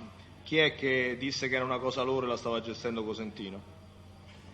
Massimo Russo, sempre Massimo Russo Paperino, sempre Lello Letizia, detto Raffaele Letizia, detto Lello, e sempre pure Misso, perché ci sono un sacco di aree di servizio che sono state assegnate proprio sia dall'onorevole e dai fratelli. E come sa come facevano ad avere questo ruolo nell'assegnazione di questi punti di distribuzione del combustibile? No, non lo so, perché è una questione politica. Nel modo tecnico non sono, non lo so definire. Sa quale fosse il nome della società o delle società che godevano, comunque fruivano di una società di Cosentino, che fruivano di questo controllo? Io so che c'è una società che si chiama l'Aversana Gas sul territorio di Aversa, però se devo riferire con certezza che quell'azienda è stata portatrice di fare la distribuzione di tutti questi distributori, che se non erano quasi 30, non lo so, non lo posso confermare con certezza se era quella specifica detta e poi facendo la distribuzione. Quello che so per certo, che riferito da questi soggetti che ho indicato, che questi monopoli di licenze, di assegnazione, era esclusivamente controllato dalla famiglia Cosentino, grazie all'onorevole Cosentino. Senta, vorrei chiedere, lei ha citato un'altra delle fonti da cui ha preso informazioni, Diana Giuseppe. Chi era Diana Giuseppe, che ruolo aveva, in che occasione si è relazionato con lui e cosa le disse? Diana Giuseppe era un imprenditore in buona sostanza nell'area pulita, ha sempre gestito dei depositi di gas, una Brezza, dopo si è comprato a Baitomizio nel periodo successivo, e aveva diversi punti di gas. Diana Giuseppe, io lo conosco sì da adolescente, addirittura da ragazzino, perché mio padre aveva un distributore di gas nel periodo antecedente, insomma, della sua morte. E poi dopo che mi sono sposato con mia moglie, il fratello c'ha un distributore di gas che si chiama Micepa Gas, e in genere Massimo Russo, anche in questo caso, sapeva che comunque c'era creato un rapporto di familiarità, cioè se serve il gas non ci sono problemi, te lo faccio dare, che là è una cosa mia, con mio fratello ti faccio dare a un prezzo agevole. E come pure Diana Giuseppe, che lui faceva riferimento alla famiglia Russo, alla famiglia Schiavone, che ogni volta, insomma, vantava di questi, che lui era un casalese doc, che portava sempre le mozzarella di Schiavone, che diceva che era la migliore, e per di più una volta ci abbiamo prestato 500.000 euro che doveva fare un'operazione sempre per la 448, non mi ricordo precisamente, sempre allo scopo di gas, queste cose qua, compravano delle navi nel territorio, le navi con la Versailles, non lo so, se è di contrabbando, è via espansivo, non lo so, diretto il contratto, non lo so esprimere in termini tecnici, e niente, poi ci ha restituito questi soldi con una percentuale del 2-3%. Era un investimento quello che avete fatto dando i soldi a Diana Giuseppe? Gli servivano questi soldi che lui doveva fare un investimento più che altro, e a noi ce l'ha restituito con una percentuale di 40-50 mila euro al mese, con un rientro con una percentuale del 2-3%. Che io mi sono fatto io portavoce, portatore del clan Belforte, mi sono fatto ricavare su 7-8 esponenti del clan Belforte. Quindi lei ha raccolto parte di queste somme da chi? Dalle mogli di Belforte, da Gino Trombetta, da Bruno Buttone, da Cirillo Pasquale, Vittorio Musone. Comunque ho ricavato quei soldi, non mi ricordo se 400-500 mila euro, ho messo pure la mia quota e ce l'ho data a Diana Giuseppe. Quindi tra l'altro se non erro era il cognato di Orsi Michele, se non erro.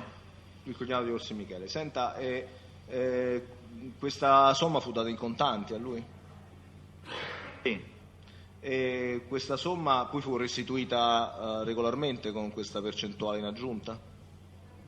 Lui veniva sempre a casa saltuariamente, mi veniva a restituire 40-50 mila euro per volta, pezzi da 500, da 200, e veniva a casa tranquillamente. Avevo, se non erro, una BMW 730, l'ultimo modello, e mi portava sempre la mozzarella. Non dico che veniva ogni settimana, ma durante il mese veniva, insomma, anche per fare due scambi, due idee, insomma, chiacchieravamo di più e nemmeno, insomma. Questo investimento, questi soldi, in che periodo gli furono dati a Diana Giuseppe? Quando il periodo che stava agli arresti domiciliari, nel 2004. Nel 2004? Sì. Senta, lei come l'ha conosciuto Diana Giuseppe? Lo conosco da adolescente, da quando ero ragazzino, come già riferito, che andavo sul deposito, che appena avevo 7-8 anni, con mio padre, il suo deposito, che mio padre aveva un piccolo distributore di gas a Marcianise, e andavo a Brezza. Tra l'altro lui conosceva molti amici, che mio padre, che mi ricordo che era Antonio Mezzera, che lui era un noto esponente nella zona di Brezza, di Casalese, già frequentavo questi personaggi. Aveva rapporti con il gruppo di Mondragone, Diana Giuseppe? Sì, dopo successivamente lui ha avuto anche il gruppo con Mondragone, perché si è come si può dire, comprato la Domizia Gas di Sorrentino Gennaro, e lui stava sempre queste mire espansionistiche che si voleva ampliare. Chi era Sorrentino Gennaro? Sì, che lui ha comprato il gas, che era anche lui di Sorrentino Gennaro. E chi era Sorrentino Gennaro? Chi era? Aveva dei rapporti? Era un esponente del clan. Era uno esponente del clan ex clan La Torre nel territorio di Mondragone, quel clan Fragnoli, quegli altri Cornacchia,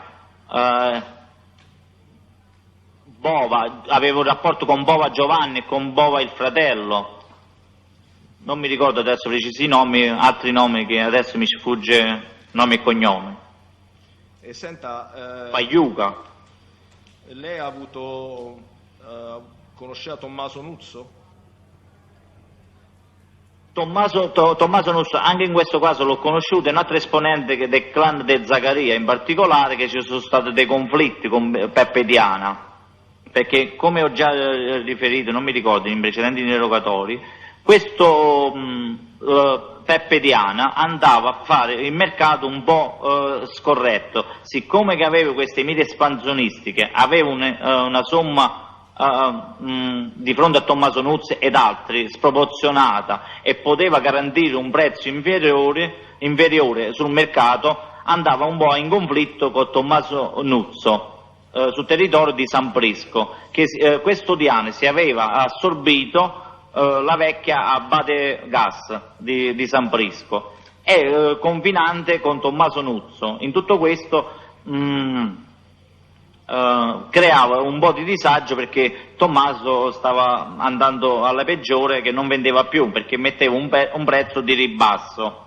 Dietro a questo inconveniente e questo conflitto è intervenuto sia Pasquale Zaccaria, Michele Zaccaria, e sia pure misto Massimo Russo, per un accordo comune per stabilizzare il mercato e non andare in conflitti, che comunque in certo qual modo loro dicevano che appartenevano alla stessa parrocchia, insomma, anche se per dire alle volte distinti i versamenti, distinti gli investimenti e tutto, però si appartenevano alla stessa parrocchia e non volevano conflitti all'interno. E quindi fu risolto questo attrito che era basato su una concorrenza fondata su prezzi più bassi da parte di Diana Giuseppe? Fu risolto questo contrasto attraverso l'intercessione del gruppo, del clan? Sì, dopo fu risolto e fu accordato e si stabilì il mercato. E senta, volevo comprendere, ma vi era una regola per cui vi erano delle distinte zone che erano affidate a distinti soggetti per la commercializzazione del gas? No, è che Diana si aveva comprato questa abate, questo distributore che aveva il San Brisco, per cui una volta che è andata a San Brisco, dove vendeva anche Tommaso Nuzzo, lui metteva dei prezzi, quelli della tabella che erano indicati da vendere, lui metteva sotto la tabella che si doveva vendere. In questo caso non andavano più da Tommaso Nuzzo, ma bensì andavano da Abate, e questo andò un po' insomma in rottura. Sì. Senta, seppe di rapporti che vi erano tra il Russo e la Versana Gas? Confluivano che comprando delle navi per avere il prezzo inferiore in confronto agli altri, sia la Versana Gas sia Diana, grazie a Giuseppe, a Massimo Russo, come già riferito, e Peppe, che lui diceva che la Versana ci stava anche il loro contributo in questa azienda.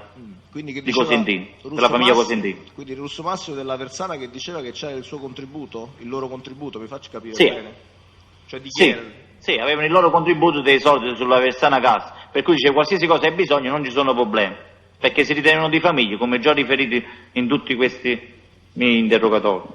Senta, mi scusi se può, anche se è implicito, ma se lo può spiegare bene, queste navi, esattamente l'acquisto, di che acquisto si trattava, che cosa acquistavano da queste navi?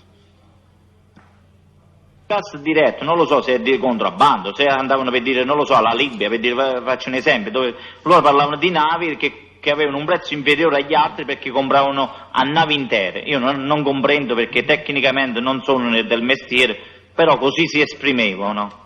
Ho capito. Quindi non sa dire se ti trattasse di contrabbando o altro? No, non lo posso affermare né riferire, perché così si mi riferivano.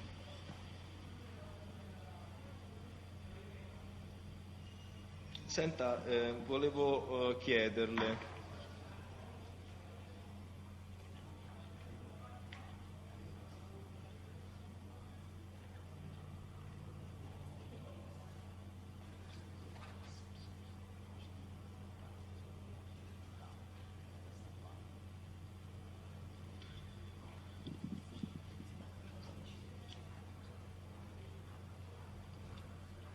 lei ha citato Ferraro Nicola, ha avuto modo di conoscerlo? Sì, personalmente, ci ho avuto a che fare anche personalmente, e anche per dire ho dato un notevole contributo anche sui voti che si era candidato nel periodo, che nonostante io stavo agli arresti domiciliari, unitamente a Gino Trombetta, Gaetano Piccolo Generevole e tanti altri affiliati. A chi faceva capo Ferraro Nicola? Faceva capo sempre alla famiglia Schiavone. E lei ha avuto modo di relazionarsi direttamente con Ferraro Nicola o tramite intermediari? No, ho avuto contatti diretti anche nel suo ufficio che aveva a Teverola, e numerose volte, perché aveva una gara di appalto sul territorio di Marcianise e Maddaloni, da cui ci dava una percentuale sul lavoro che svolgeva nel nostro territorio, e per di più ci avevano garantito i voti, ci abbiamo fatto a tacchinaggio il gruppo di Caserta, della Ventura, e ha dato una sorta di somma elevata per attacchinaggio, pubblicità e qualcheduno per servire, per dare il voto. Che attività di impresa svolgeva Ferraro Nicola, che lei sappia? Più di speciale. rifiuti urbani e tante altre attività, aveva 2 o 3 attività. Quando decise di candidarsi direttamente, con chi, se lo sa, con chi si candidò? Con quale gruppo? Con l'UDEUR. L'UDEUR. Senta, vorrei chiedere, lei ha conosciuto nel periodo in cui è appunto da reggente oppure prima esponenti del clan Bidognetti? Esponente del clan Bidognetti, io no personalmente, sentito parlare, io ho conosciuto il figlio di Bidognetti nel periodo 2001, Aniello Bidognetti, per alcune estorsioni sulle fognature sul territorio del nostro territorio.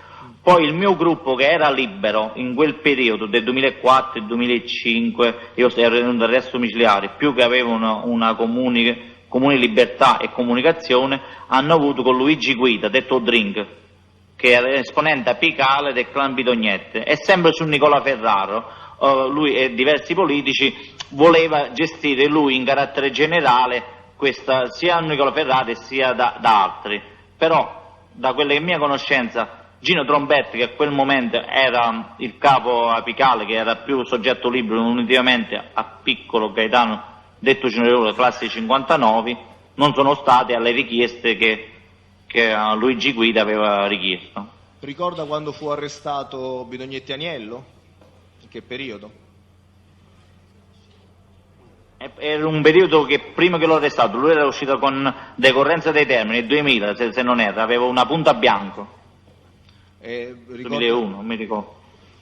Lei lo incontrò prima che fu arrestato, Danilo Bidognetti? Quanto tempo prima del suo arresto?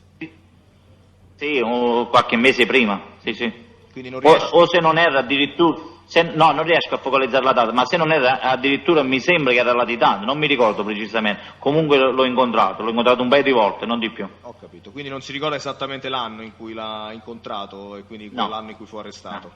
Comunque è quel periodo più o meno, inizi anni 2000. Sì. Sì. Senta, lei ha sentito parlare di Alfiero Nicola? Alfiero Nicola è un altro esponente del clan Bidognetti, che anche lui gestiva il carattere generale per Bidognetti, perché alcuni cantieri comunque erano sotto l'ala che facevano la spartizione, però non c'è avuto rapporti diretti, ma bensì ce l'ha avuto sempre in quel periodo sia Gino Trombetta e sia Piccolo Gaetano, detto Gino Raiuolo. C'è stato un episodio che sul territorio di San Nicola alla Strada, stavano una loro ditta al loro vicino, stanno facendo dei lavori a San Nicola alla Strada, e anche in quel caso non avevano mandato il giusto corrispettivo che dovevano percepire il Belforte. E non lo so, poi si è incontrato Gino Trombetta, Piccolo Gaetano, Gino Raiuolo, Pasquale Aveda, se non erro, per risolvere questo problema di incongruenza, che poi è stato risolto. Senta, lei ha avuto modo di conoscere Giuliani Raffaele?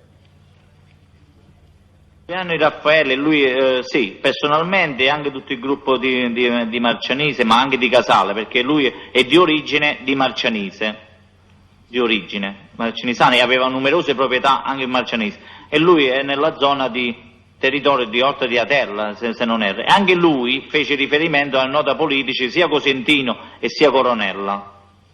E in quale occasione? Raffaele Giuliano. Sì, in quale occasione? Chiede innanzitutto se può dire che attività svolgesse Raffaele Giuliani, in che periodo l'ha incontrato e cosa disse, che riferimenti fece a Cosentino. Lui aveva numerose attività, aveva anche una fabbrica di scarpe, in buona sostanza, era sotto controllo di Massimo Russo, detto Paperino, che lui si vantava che aveva questi ottimi rapporti. È quel periodo che servono sempre le votazioni, 2000-2001, che stava dando un contributo notevole a Cosentino e Coronella. E glielo può dire chi glielo ha detto quando esattamente? Raffaele Giuliano, personalmente, lui aveva una Mercedes C 220, veniva spesso anche a casa mia, che ci faceva qualche regalo di cocaina personale, perché lui era uno che usciva molto con le ragazze, allora faceva questi festini, perché era un benestante, aveva soldi sproporzionati, capannoni, e lui portava politicamente, era molto forte anche nella zona di Orta di Atella, tant'è vero che alcuni terreni che erano edificabili e non erano edificabili, erano agricoli, con le sue amicizie politiche, intraprese e non lo so in che termini, lui li fece diventare zone edificabili, zone che si poteva fabbricare.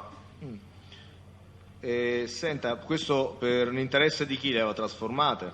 Con accordi più ampi? Con accordi più ampi, ma l'interesse era suo perché quei terreni erano suoi. Lui si rapportava sempre con politici della zona e in quel periodo portava anche questo Cosentino e Coronel. Mi scusi, per questi terreni è interessato qualcuno direttamente per consentire la Politici, edificabilità? non lo so i nomi, però ha fatto dei politici che lui riusciva ad avere zona agricola con zone edificabili. Senta, che cosa gli disse a proposito di Cosentino Nicola e Raffaele Giuliani? Stava portando a lui nella sua candidatura. A chi era legato Giuliani Raffaele? A Orto di Atella era legato molto a Massimo Russo, detto Paperini. Sa se vi fossero anche dei rapporti con altri soggetti? Sì, del clan dei Casalesi in carattere generale con tutti avevi rapporti buoni, anche con Zaccaria, se non mi sbaglio con Vincenzo Zaccaria.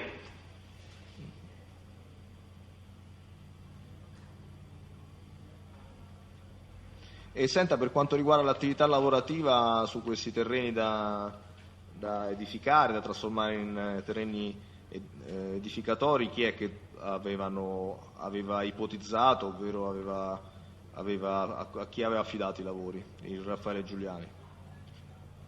Non mi ricordo precisamente in questo istante, so che per alcuni lavori su Marcianise sempre con le stesse modalità, sul territorio di Marcianise l'ha assegnato il figlio di Vittorio Musone, detto Mino Patanato. Ricorda se c'è stato un accordo di mutuo scambio di favori, di interessi per quanto riguardava questi terreni da edificare da parte di Raffaele Giuliani? Mi ricordo. Che lei nell'interrogatorio del 29 gennaio 2008 ha dichiarato, dunque l'oggetto dell'incontro era l'aggiudicazione di appalti di costruzione sui terreni riconducibili al Giuliani, a ditte riconducibili al clan dei Casalesi e al clan Belforte, e del Giuliani accettò, mettendosi pienamente a disposizione dei citati clan, di assegnare i terreni per la costruzione di appartamenti alle ditte che in tutta la provincia di Caserta e in particolare, ricordo, nei comuni di Casaluce, Ortiatella, Castelvolturno ed altri paesi, ove sono i terreni dei Giuliani o a lui riconducibili attraverso i suoi familiari, sui quali aveva il pieno potere. In particolare, se i comuni erano dove erano i terreni dei Giuliani, erano di pertinenza e di interesse dei Casalesi, come ad esempio il comune di Orta di Atella, Gricignano, Carinaro, gestiti da Giuseppe Russo, ovvero Peppe il Padrino, fino al 2003, con la collaborazione di Misso Giuseppe, detto Caricaliegge, Letizia Raffaele, detto Lello, Simeone Michele, dovevano lavorare le ditte che indicavano i predetti soggetti al Giuliani, il quale percepiva in cambio degli appartamenti all'interno dei fabbricati che si costruivano. Confermo integralmente l'interrogatorio, adesso che me l'ha citato, sono questi i termini che ho usato. E senta, lei cosa c'entrava in questo, perché era presente lì, perché si era relazionato con Giuliani Raffaele, qual era il motivo della sua presenza in loco, per comprendere ovviamente il suo interesse? Come già ho riferito anche prima, lui aveva anche dei terreni a Marcianise e lui mi ha riferito che prima che io prendessi il ruolo apicale ha fatto nella zona di Marcianise alcuni terreni che ho indicato, ho fatto anche sopralluoghi con la Guardia di Finanza, che terreni e fabbricati dove non ci stava l'indice di costruzione oppure non ci stava l'indice che era, per dire, minore a quelle che poi si è stato sviluppato, sono stati fatti gli appartamenti. Erano terreni oppure familiari a lui appartenenti ma gestito da lui, che dove hanno aiutato la famiglia Belforte a costruire oppure a dare appalto o subappalti. Senta, lei durante l'esame ha citato Caputo Nicola come soggetto che era stato sostenuto dal clan. In che periodo risale tutto ciò e a chi era legato Caputo Nicola? Nel 2005 risale queste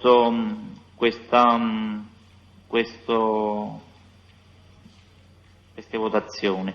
Era un soggetto che era diversa. Il clan dei Casalesi alle volte non è che andava per dire a verificare la bandiera e tutto, loro guardavano ognuno sul loro utile. Questo Caputo era più portato in quel territorio e ci hanno dato un notevole contributo, riferito sempre dall'autodadio Giuseppe, che addirittura camminava con la sua carta di credito, con la sua macchina, che alle volte noleggiava con la carta di credito di Nicola Caputo. Sia Peppe Miss lo hanno dato un sostegno, sia Lello, questo Letizia Raffaele, detto Lello, e questo Simeone Michele. Sono persone che mi hanno riferito queste circostanze, e altre volte è venuto sia con i volantini, sia con l'assemblaggio, i manifesti, nella macchina che usava Caputo, questo l'ha da Dio Giuseppe, che lui lavorava con Statuto Rodolfo, quella là sempre di Teverola, che aveva la caccestruzza gestita dal clan dei Casalesi.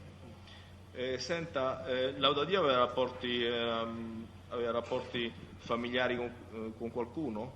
Questo Laudadio? Sempre con il clan dei Casalesi, in quel periodo aveva i rapporti stretti anche con Giuseppe Missi, detto Caragallieggi, e Raffaele Letizia e tutti gli esponenti, con Pasquale Zaccaria, perché in quel periodo aveva un debito con me, io lo volevo quasi ammazzare. Però sia Zaccaria Pasquale sia Miss Giuseppe mi assicurò che mi facevo pagare gli assegni e di stare tranquillo, e che ero una sua persona, che non bisognava essere toccato. Quali erano queste elezioni del 2005 per cui lei si è prodigato, se lo ricorda? Non mi ricordo se erano comunali o regionali, non mi ricordo precisamente in quel periodo. Perché lei dunque... interrogato il 28 gennaio 2008, ha dichiarato: sono a conoscenza del fatto che Caputo Nicola, una persona originaria di Teverola o località limitrofe, fu appoggiata per la campagna elettorale per le elezioni regionali dal clan dei Casalesi, i quali vollero la sua candidatura e la sostennero attraverso alcuni affiliati. Aveva indicato regionali nell'interrogato del 2008. Sì, confermo, se ho indicato regionale perché il tempo che è passato può essere che mi sono dimenticato, però confermo che sicuramente è più lucido quello là che l'interrogatorio. E senta, questo era stato sposato con qualcuno, Laudadio Giuseppe, era stato sposato con qualche persona? In quel periodo si era sposato con la dottoressa Danti, direttrice del carcere di Santa Maria Capovetere, che lui vantava di questo protagonismo, aveva grossi rapporti, che anche il suo matrimonio erano andati anche alcuni avvocati, Elio Dorio.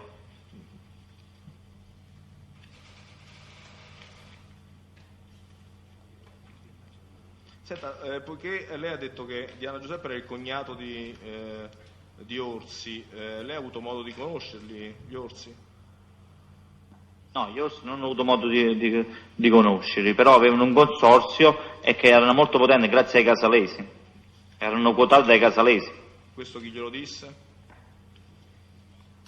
Me l'ha riferito sempre Peppe Diana ed altri dei nostri affiliati, perché in quel periodo stanno facendo dei consorzi per i rifiuti, molti gestori, e tra cui vedete anche sul territorio di Marcianise stanno facendo dei consorzi. E questi orsi erano privilegiati oppure erano forti proprio delle influenze che avevano il clan dei Casalesi.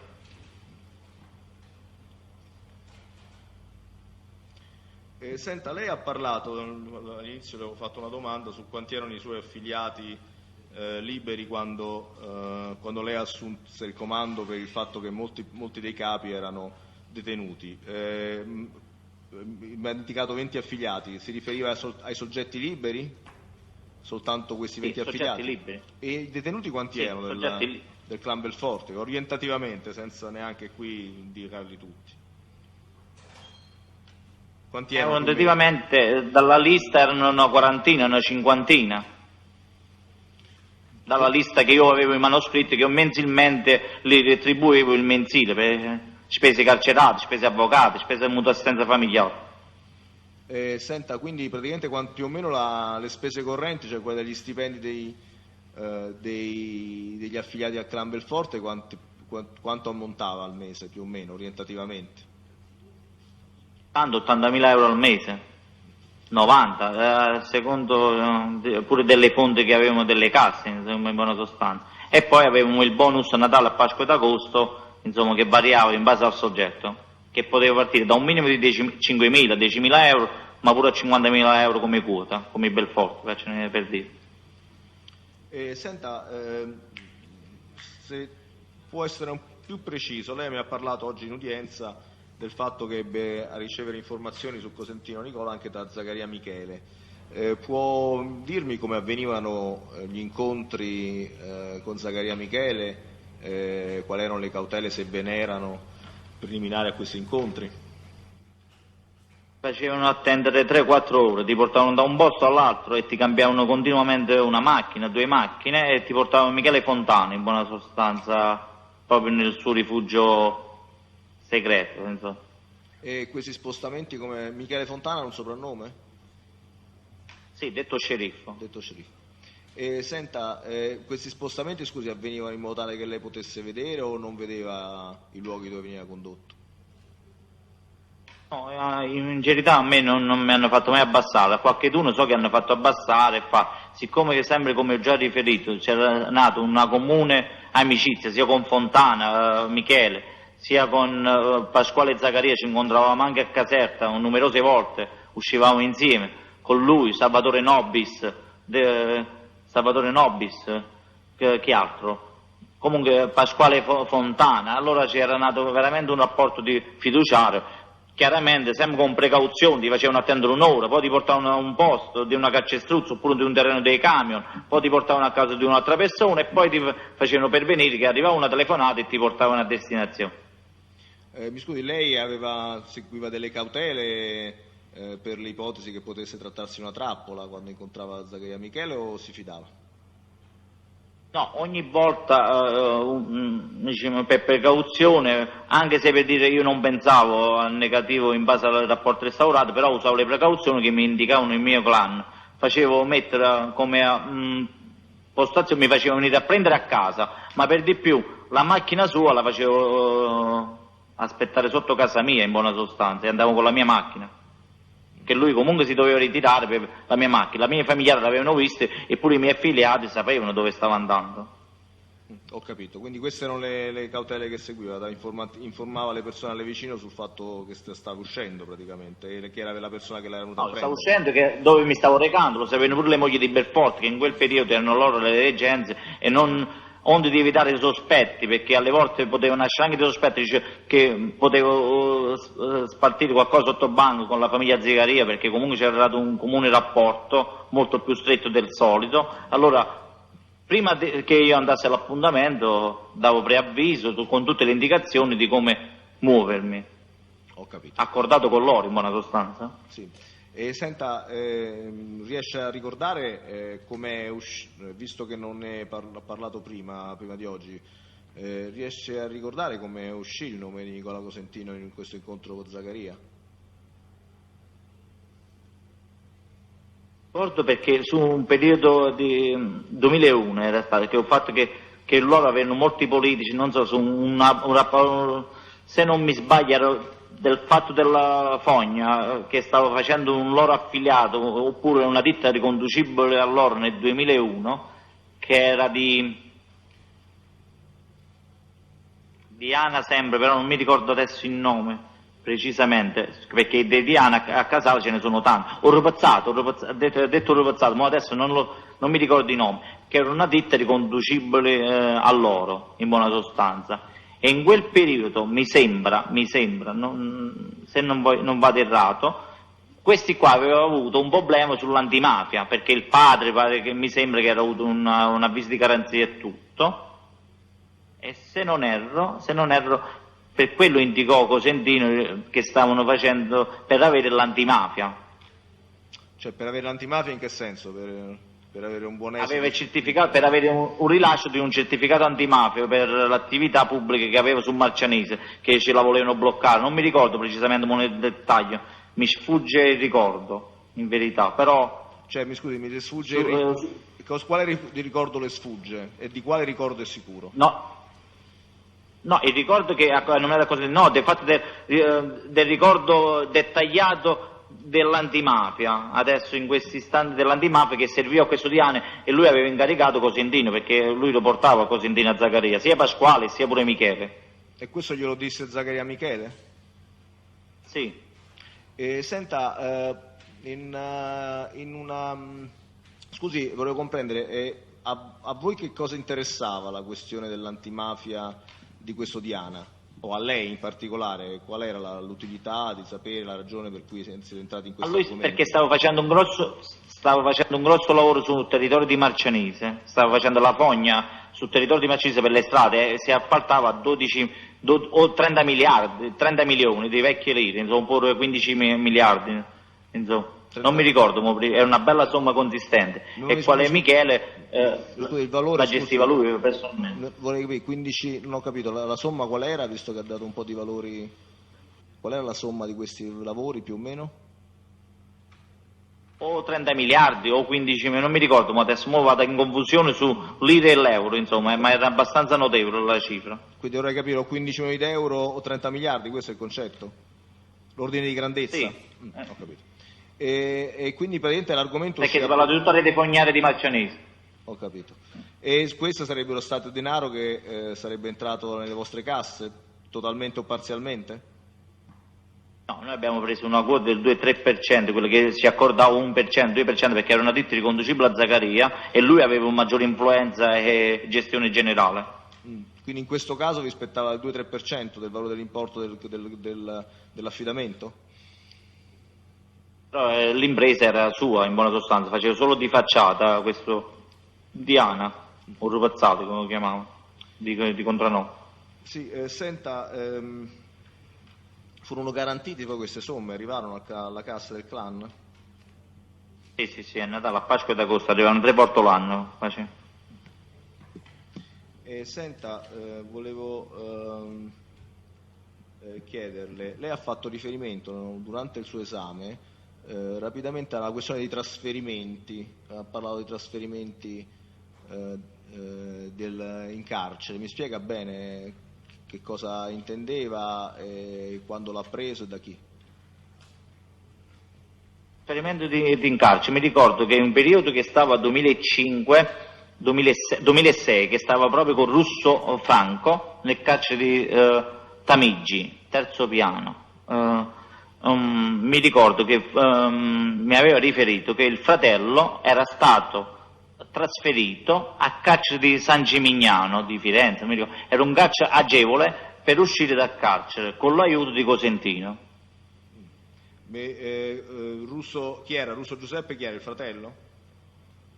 Era il fratello che era quello là che è stato arrestato in Germania e poi mandato in carcere. È stato un periodo di tempo, stavano vedendo di uscire a un carcere migliore, e che si stava impegnando proprio Nicola Cosentino. Mi scusi, che si stava impegnando o che ce l'aveva fatta a farlo trasferire? No, l'aveva fatto trasferire, e poi ci stava trovando le comodità anche per lui per essere trasferite, perché come lei sa ci sono alcune zone che sono meno rigide, in buona sostanza. Si cercava un tribunale di sorveglianza dove poteva accogliere per avere una misura alternativa. Allora alcune assegnazioni alle volte venivano pilotate da questi politici, oppure venivano pilotate dai soggetti che indicavano i posti che confluivano nelle notizie carcerarie. Senta, scusi, ma Tamigi che cos'è? Sono 3 reparti a Santa Maria Capoveta: il reparto Tamigi, il reparto Tevere e il reparto Volturno.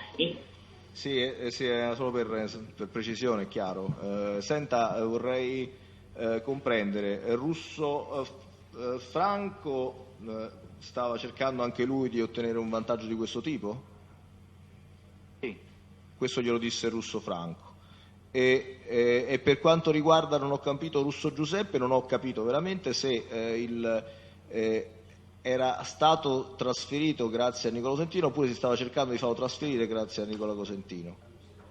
No, è stato trasferito grazie all'impegno di Cosentino, perché a San Gimignano non è facile ad andare, a meno che, non lo so, ci sono dei privilegi, perché oppure non è il caso di Russo Giuseppe non era un caso, come si vuol dire, così, perché era fortunato, c'è stato mandato lì, perché non è facile andare a San Gimignano. che fosse stato trasferito, Così mi ha riferito anche Russo Franco.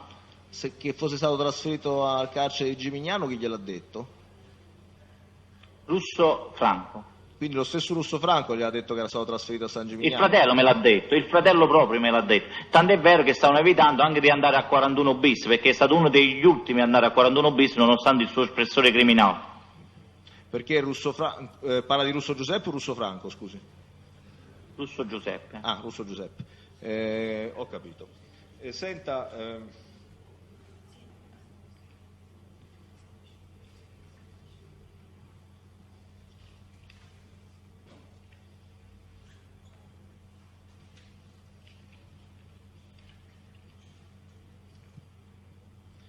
lei è dunque iniziato a collaborare nel 2000 mi ha detto nell'agosto 2007, 2007. vero? È rimasto a lungo detenuto al momento della sua collaborazione? Io non avevo condanne sulla mia persona. Sono uscito a marzo 2008. A marzo 2008. Senta, nel periodo della collaborazione è rimasto sempre detenuto o in parte detenuto e in parte agli arresti domiciliari? Periodo della collaborazione? Sì, sì. No, sono stato 180 giorni come fare un vero e proprio 41 bis, peggio del 41 bis, perché il 41 bis fa socialità. Io sono stato isolato da tutti e tutti. Mhm, ho capito.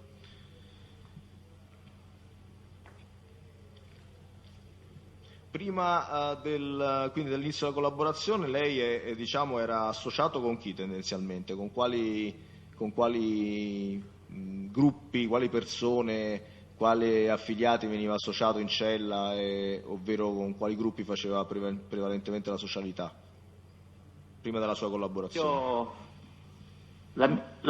Prima se ci stavano i miei affiliati, il clan Belforte, però io ho avuto sempre un rapporto, come ho già riferito, con tutti i gruppi, cercavo di avere un comune rapporto nella comunicazione.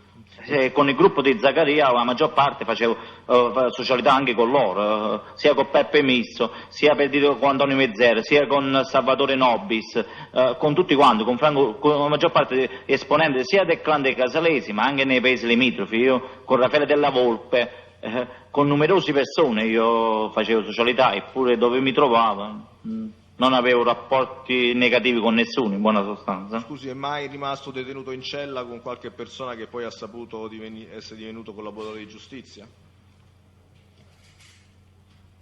No, perché io nel periodo che ho cominciato a collaborare stavo a carcere di Terni, a 41 bis, e per cui nessuna Senta, mi ha quando potuto... è che fu trasferito al carcere di Terni al 41 bis?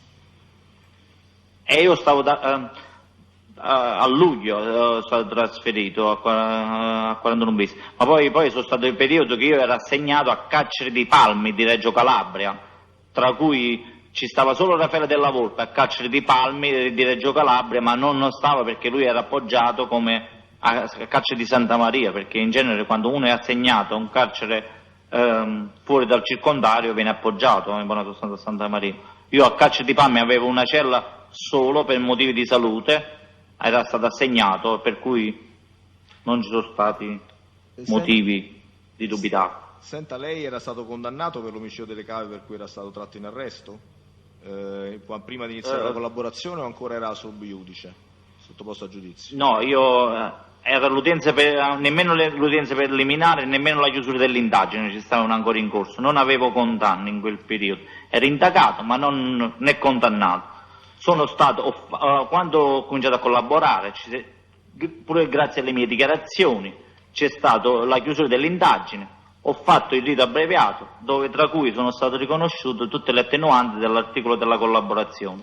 Senta, e con sentenza passato in giudicato. Froncino, senza anche qui entrare troppo nello specifico, ma in via generale, di quanti omicidi ha confessato e di quanti omicidi ha parlato in via orientativa durante la sua collaborazione? Io durante la mia collaborazione ho fatto mediamente una media come 110 interrogatori. Sì. Ho parlato, mi sono autoaccusato senza che nemmeno ero indagato né ci stavano procedimenti in corso della mia conoscenza, chiaramente, 8 omicidi. E ho parlato su 70-80 omicidi e numerose estorsioni, rapporti politici e numerosi sequestri dei beni di provenienza illecita. Senta Froncillo, lei perché ha deciso di collaborare con la giustizia?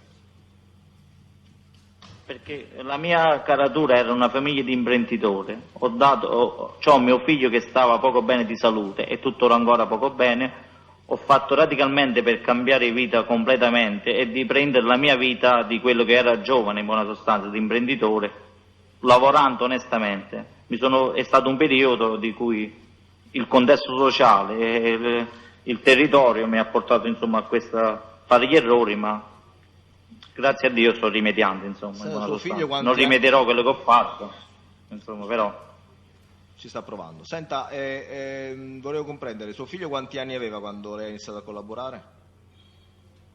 Avevo un figlio piccolino che ho fatto qualche colloquio a 41 bis, non veniva più, e nelle mie braccia.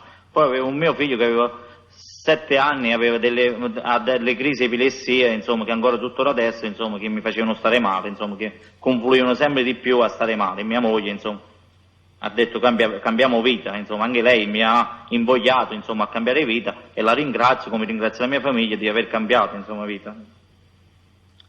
Senta, volevo chiederle,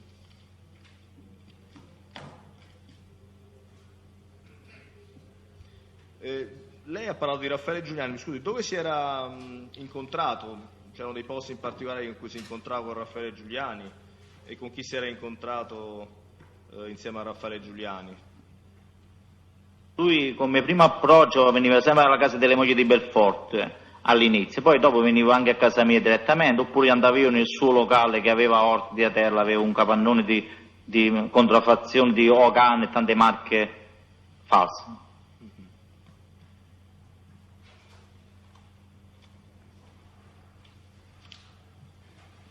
Lui ha dato appoggio anche a Vincenzo Zaccaria durante la sua latitanza e sia a Cirillo Pasquale nella zona di Reggio Calabria, dove lui aveva un residence di villaggio.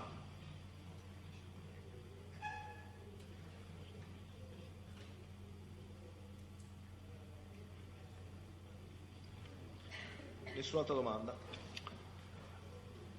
Facciamo una sospensione. Allora possiamo riprendere. Il pubblico ministero aveva completato. Allora diamo la parola alla difesa. Grazie. Buongiorno signor Froncillo, per il verbale avvocato Montone. Cortesemente una prima precisazione, perché non si è compreso alla fine la esatta tempistica del suo attuale regime. Lei ha fatto riferimento in chiusura dell'esame del pubblico ministero al fatto di essere uscito testualmente a marzo del 2008. Ci può spiegare intanto che significa uscito a marzo del 2008? Perché è stato restituito alla libertà, rimesso in libertà? Egregio avvocato, buongiorno. Sono in stato di detenzione domiciliare. No, attualmente è stato di detenzione domiciliare, la ringrazio dell'informazione, sarebbe una domanda che le avrei fatto successivamente. No, io le ho chiesto una precisazione su un'indicazione che lei ha dato mezz'ora fa, quando ha riferito di essere uscito a marzo 2008 perché non aveva sentenze definitive. Sono uscito a marzo 2008 con gli arresti domiciliari e da cui è proseguito sempre questo status di detenzione, essendo consentito dalla legge fatto un quarto della pena. Ho capito, quindi sostanzialmente è tuttora il regime di arresti domiciliari, regime iniziato a marzo del 2008, è corretto? Così completiamo questa, come no? Sì, correttissimo. Questa fase. Signor Froncillo, un'altra precisazione. Lei ha fatto riferimento come luogo di detenzione nel quale lei era ristretto quando ha deciso di collaborare con la giustizia o immediatamente dopo, perché non abbiamo compreso, a Terni e Palmi. Lei quando ha manifestato l'intenzione di collaborare con la giustizia innanzitutto? Manifestato la collaborazione della giustizia, ho manifestato in 9 e ho iniziato in 9 a collaborare, il 9 agosto 2007, dal carcere di Terni. Ed era al carcere di Terni. Ed è rimasto sempre presso la struttura di Terni?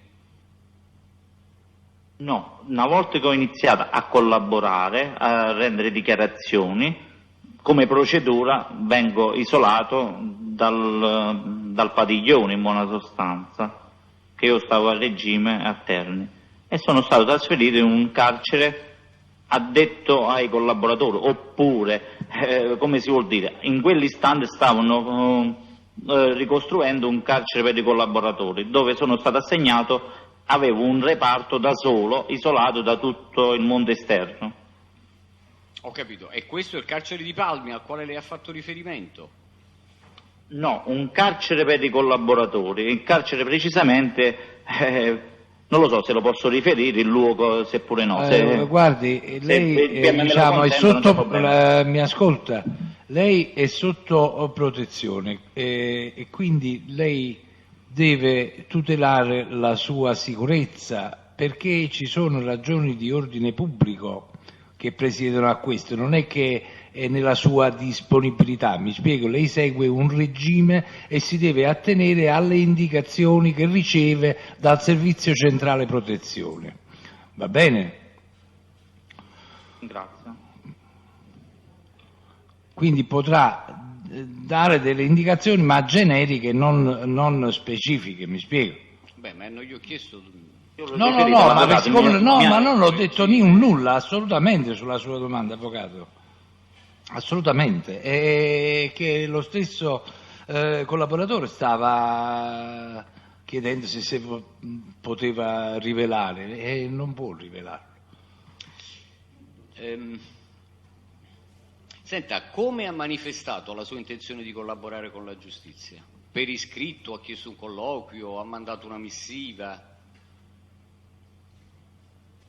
A collaborare, ho fatto un colloquio con la mia famiglia, ho visto che mio figlio, come già riferito al pubblico ministero, aveva un mio figlio piccolino che stava in regime di 41 bis, piangeva costantemente perché non voleva entrare nel vetro, perché gli ultimi 10 minuti è consentito dalla legge di entrare con il padre. Già l'allontanamento che stava al carcere di Palmi non è che si poteva permettere di venire ogni settimana, già a lungo termine, stavo perdendo tutta la mia ricostruzione familiare, che ho 3 figli.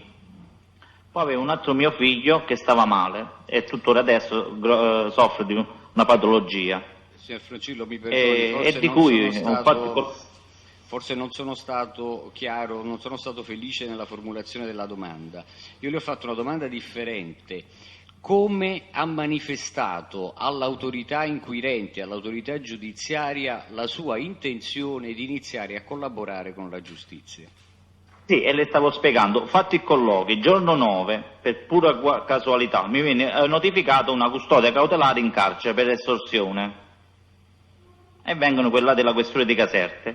Dietro a quello, e dietro a un precedente emotivo nella mia... vedere familiare, chi piange, mio figlio che stava in patologia riservato, ho scelto di collaborare. Disse: guarda, se mi fai venire un magistrato voglio collaborare. Okay, e il giorno successivo è venuto il magistrato e ho cominciato a collaborare.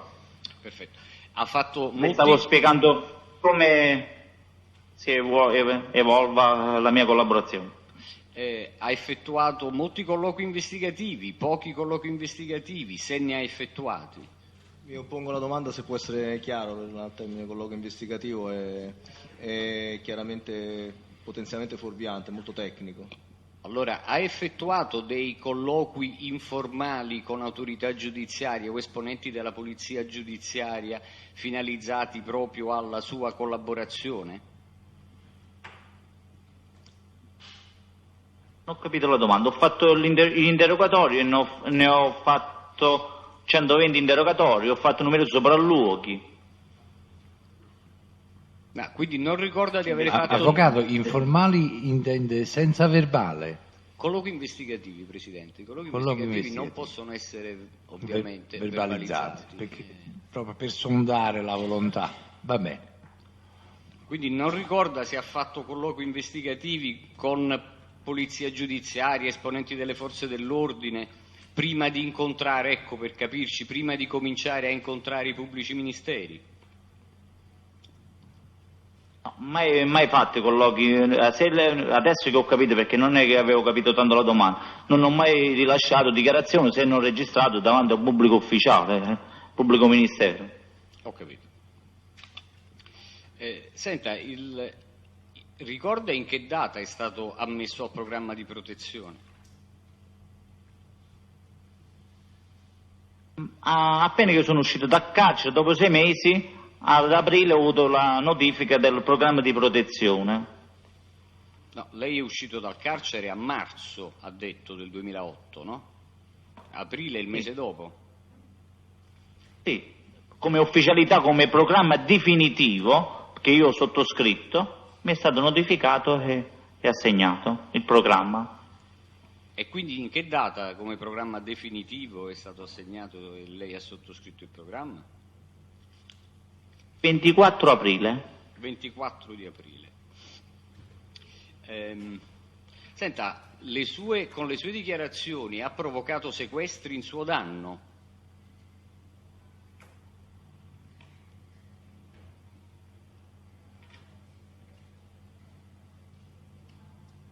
Signor Fruncillo, ha compreso Sì. la domanda? Sì, ho dato quello che erano dei provenienze illeciti, l'ho rilasciato alle autorità giudiziarie. Proventi illeciti, ma aveva immobili, un patrimonio costruito illecitamente, o si trattava di liquidi, di fondi liquidi? Che cosa ha fatto sequestrare all'autorità giudiziaria in suo danno? Ho dato degli appartamenti dove provenivano da provenienza illecita. Che erano intestati a lei? No. Signor Fruncillo, una curiosità. Abbiamo appreso che lei ha iniziato a collaborare dunque il 9 agosto del 2007 e ha reso, a memoria, 110, diceva prima, ora ha detto 120 interrogatori. Lei parla la prima volta, secondo i verbali che ci sono stati depositati, dell'onorevole Cosentino il 17 gennaio del 2008, cioè oltre 5 mesi dopo l'inizio della collaborazione. Ricorda di avere riferito prima di tale data dell'onorevole Cosentino? Presidente, mi oppongo alla domanda, Mi ricordo, veramente però. è una domanda, diciamo, ardua da cui rispondere, quindi non credo che sia possibile porla in questo modo. Chiedo scusa, Avvocato Montone, vuole riformulare la domanda? Signor Fruncillo, allora riformulo la domanda. Che lei ricordi quando ha parlato dell'onorevole Cosentino nel corso della sua collaborazione, all'inizio o verso la fine del semestre?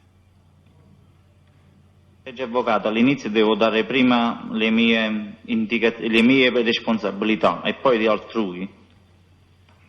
Ho capito. Perché i primi verbali lei non ha dato indicazioni sulle responsabilità altrui? Ho dato prima su me stesso e sul mio clan, poi man mano che si sviluppava, non lo so, io in termini tecnici non le so rispondere se le mie dichiarazioni erano fondate o non fondate, se c'è una piena volontà, e man mano si andava ad ampliare il mio bagaglio di interrogatori. Ho capito, quindi è stata, come dire, una... Gradualmente. Ho capito. Senta, rimane anche una curiosità sul fatto che lei ha riferito questa circostanza così rilevante di ripetuti incontri con Antonio Iovine e Michele Zagaria, mai riportati nel corso dei 120 interrogatori. Allora volevo chiederle... Mi oppongo alla domanda. No, non l'ho fatta ancora la domanda. Sì. Allora mi oppongo alla premessa. Vado avanti, non l'ho fatta ancora la domanda. Lei a quanti di questi incontri avrebbe partecipato? Mi oppongo alla domanda fondato questa premessa errata, sul fatto che non ha mai parlato di incontri con esponenti apicali del clan. No, io non ho parlato con esponenti apicali. No, ha parlato con Zagaria e Iovine. E di Michele Zagaria. Mi oppongo alla domanda basata su questa premessa. E allora faccia la domanda. Cioè lei quando si è perché lei ha incontrato dato con Antonio effettivamente Iovine e per Michele Zagari. presupposto una circostanza Quale circostanza, Presidente? Mi Non ha fermo. mai che non parlato. avesse L'ha detto il parlato. pubblico ministero. No, Quando cioè, ha lei ha fatto fatto- l'esame è il pubblico ministero che ha detto questa è una circostanza assolutamente nuova. mai Presidente, riferita allora ho fatto la rappresentazione per ragioni di economia, mi sono riferito al fatto non che non abbia mai parlato degli incontri con Zaccaria Micheli, di cui ha diffusamente parlato durante la collaborazione, ma ho semplicemente rappresentato, ho fatto la domanda, come mai gli era venuto, si era ricordato, non aveva reso dichiarazioni sul punto in cui, parlando degli incontri con Zaccaria Micheli per fatti decisamente più rilevanti, si era dimenticato di riferire questa circostanza e lui ha spiegato le ragioni. Chiarito l'equivoco. Ho capito. Senta, quando ha riferito di questi incontri, ha riferito oggi a verbale, perché non abbiamo la possibilità chiaramente di alcun controllo, questi incontri con Antonio Iovine e con Michele Zagaria, le ha fatto riferimento al fatto che avvenissero a casa di Golia e poi a casa di Fontana Michele. Poi ha detto... Saverio. Prego? Fontana Saverio. Fontana Saverio? Fontana Saverio. Lei chiede- Fontana Michele è quello che mi trasportava. È quello che la trasportava. Poi ha parlato però degli incontri a un rifugio segreto, cioè erano a casa ai rifugi segreti. Chiedo scusa, però se non mi sbaglio ha dato una descrizione piuttosto dettagliata di un percorso Sì, anche tortuoso. fuorviante, dopodiché Sì. a un certo punto arrivava una telefonata e questo è quello che ricorda, Ho capito, che però ricordo.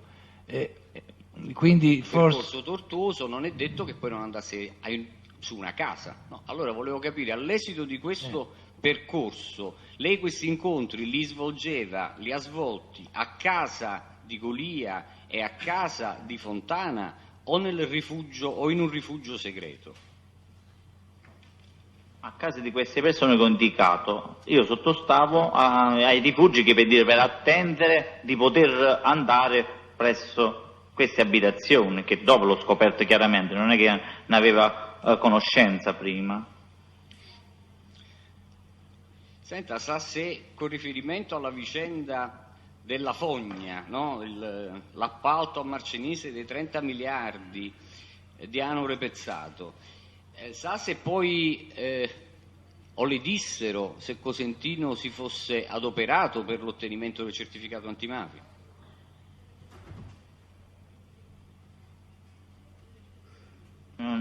Ho già raccontato prima e non mi ricordo successivi passaggi. Quindi ha ricordato oggi che in quelle occasioni si parlò di Cosentino, è corretto? Sì. Pur avendo in passato riferito di quegli stessi incontri. questa non è una domanda, è una considerazione. È una considerazione, Presidente. Senta, con riferimento agli interventi di Cosentino riferiti da Russo per ottenere i finanziamenti della legge 488, lei ci può dare un paio di esempi di finanziamenti concessi con l'intervento e l'aiuto dell'onorevole Cosentino?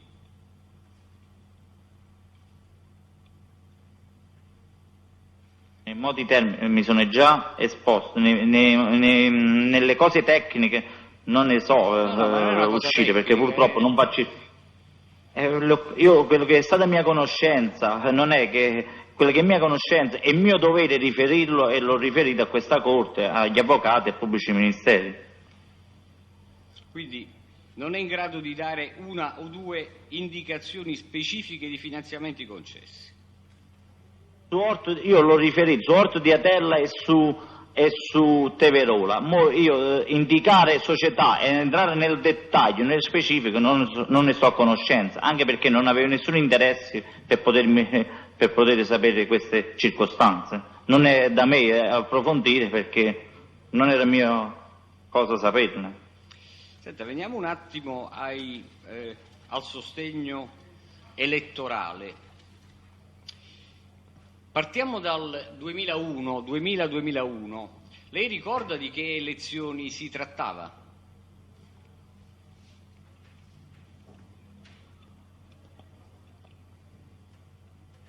La regionale, se non erro, l'ho riferita anche prima.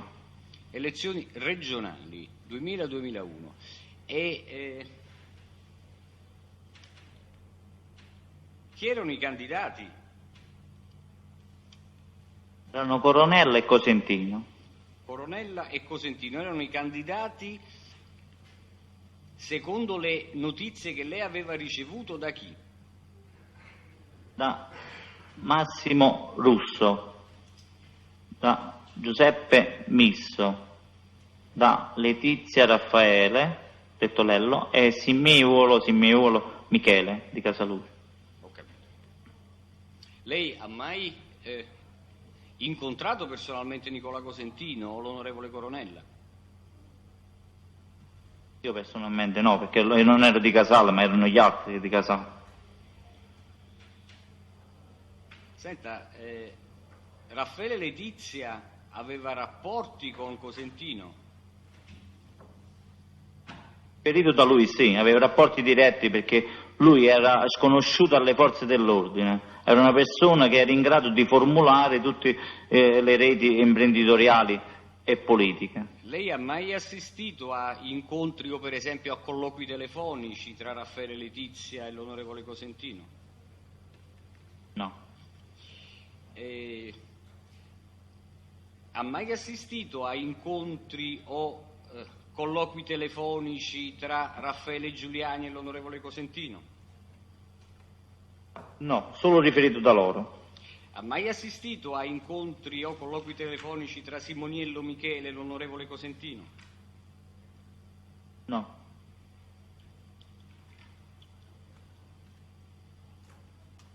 E ad eventuali incontri o colloqui telefonici tra Peppe Misso e l'onorevole Cosentino ha mai assistito?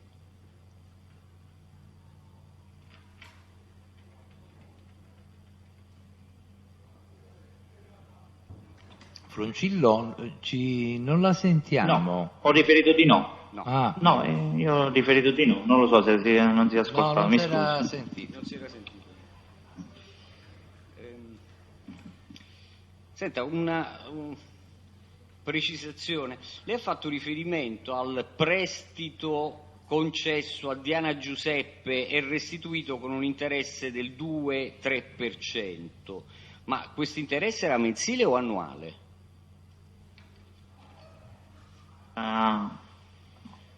Com'è? In che senso era mensile o annuale? Penso che è mensile.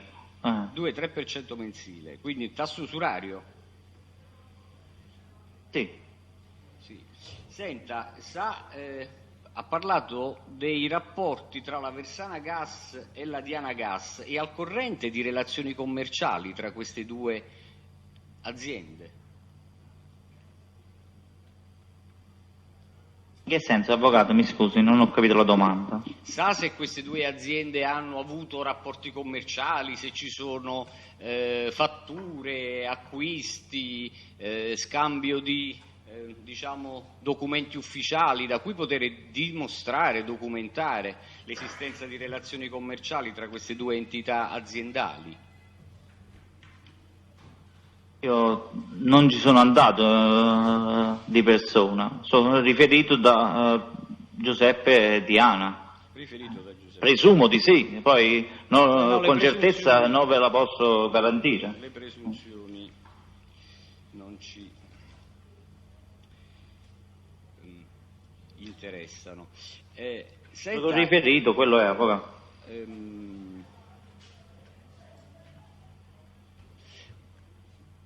Può riferire di un appalto, di un subappalto che sarebbe stato concesso grazie all'aiuto degli onorevoli Cosentino e Coronella?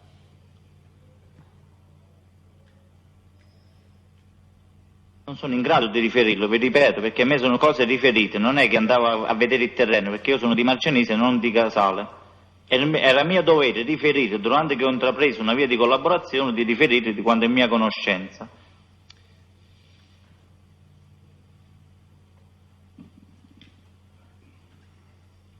Senta, veniamo adesso alle elezioni del 2005, perché non abbiamo francamente capito bene. Allora, lei ha riferito che nelle elezioni del 2005 fu sostenuto dal clan, o le fu chiesto di sostenere il candidato Nicola Caputo. Me lo conferma questo dato? Sì, come non lo confermo? Senta, e questa indicazione da chi le era provenuta? Dall'autoaddio Giuseppe, che è venuto perfino a casa mia, che aveva dei volantini e dei manifesti. Dall'autoaddio Giuseppe, non da altri soggetti. L'autoaddio Giuseppe in primis e poi anche da Giuseppe Misso. Senta, per diciamo rinfrescare la sua memoria, dal verbale del 28 gennaio 2008 sono a conoscenza del fatto che Caputo Nicola, una persona originaria di Teverolo, località limitrofe, fu appoggiata per la campagna elettorale per le elezioni regionali dal clan dei Casalesi, i quali vollero la sua candidatura e la sostennero attraverso alcuni affiliati. Questo Caputo era stato scelto come candidato da Misso Giuseppe, detto Peppe Caricalieggi, Lello Letizia e Antonio Iovine, detto Nin, che aveva dato ordine di procedere in tal senso. Ricorda questa circostanza, ora che gliel'ho riferita? Sì, che gliel'ho letta? sì, e la Quindi... confermo. Sì, mi può sfuggire qualche nome, però la confermo certamente. perché è così. Ho capito. Quindi sostanzialmente il candidato Caputo Nicola venne indicato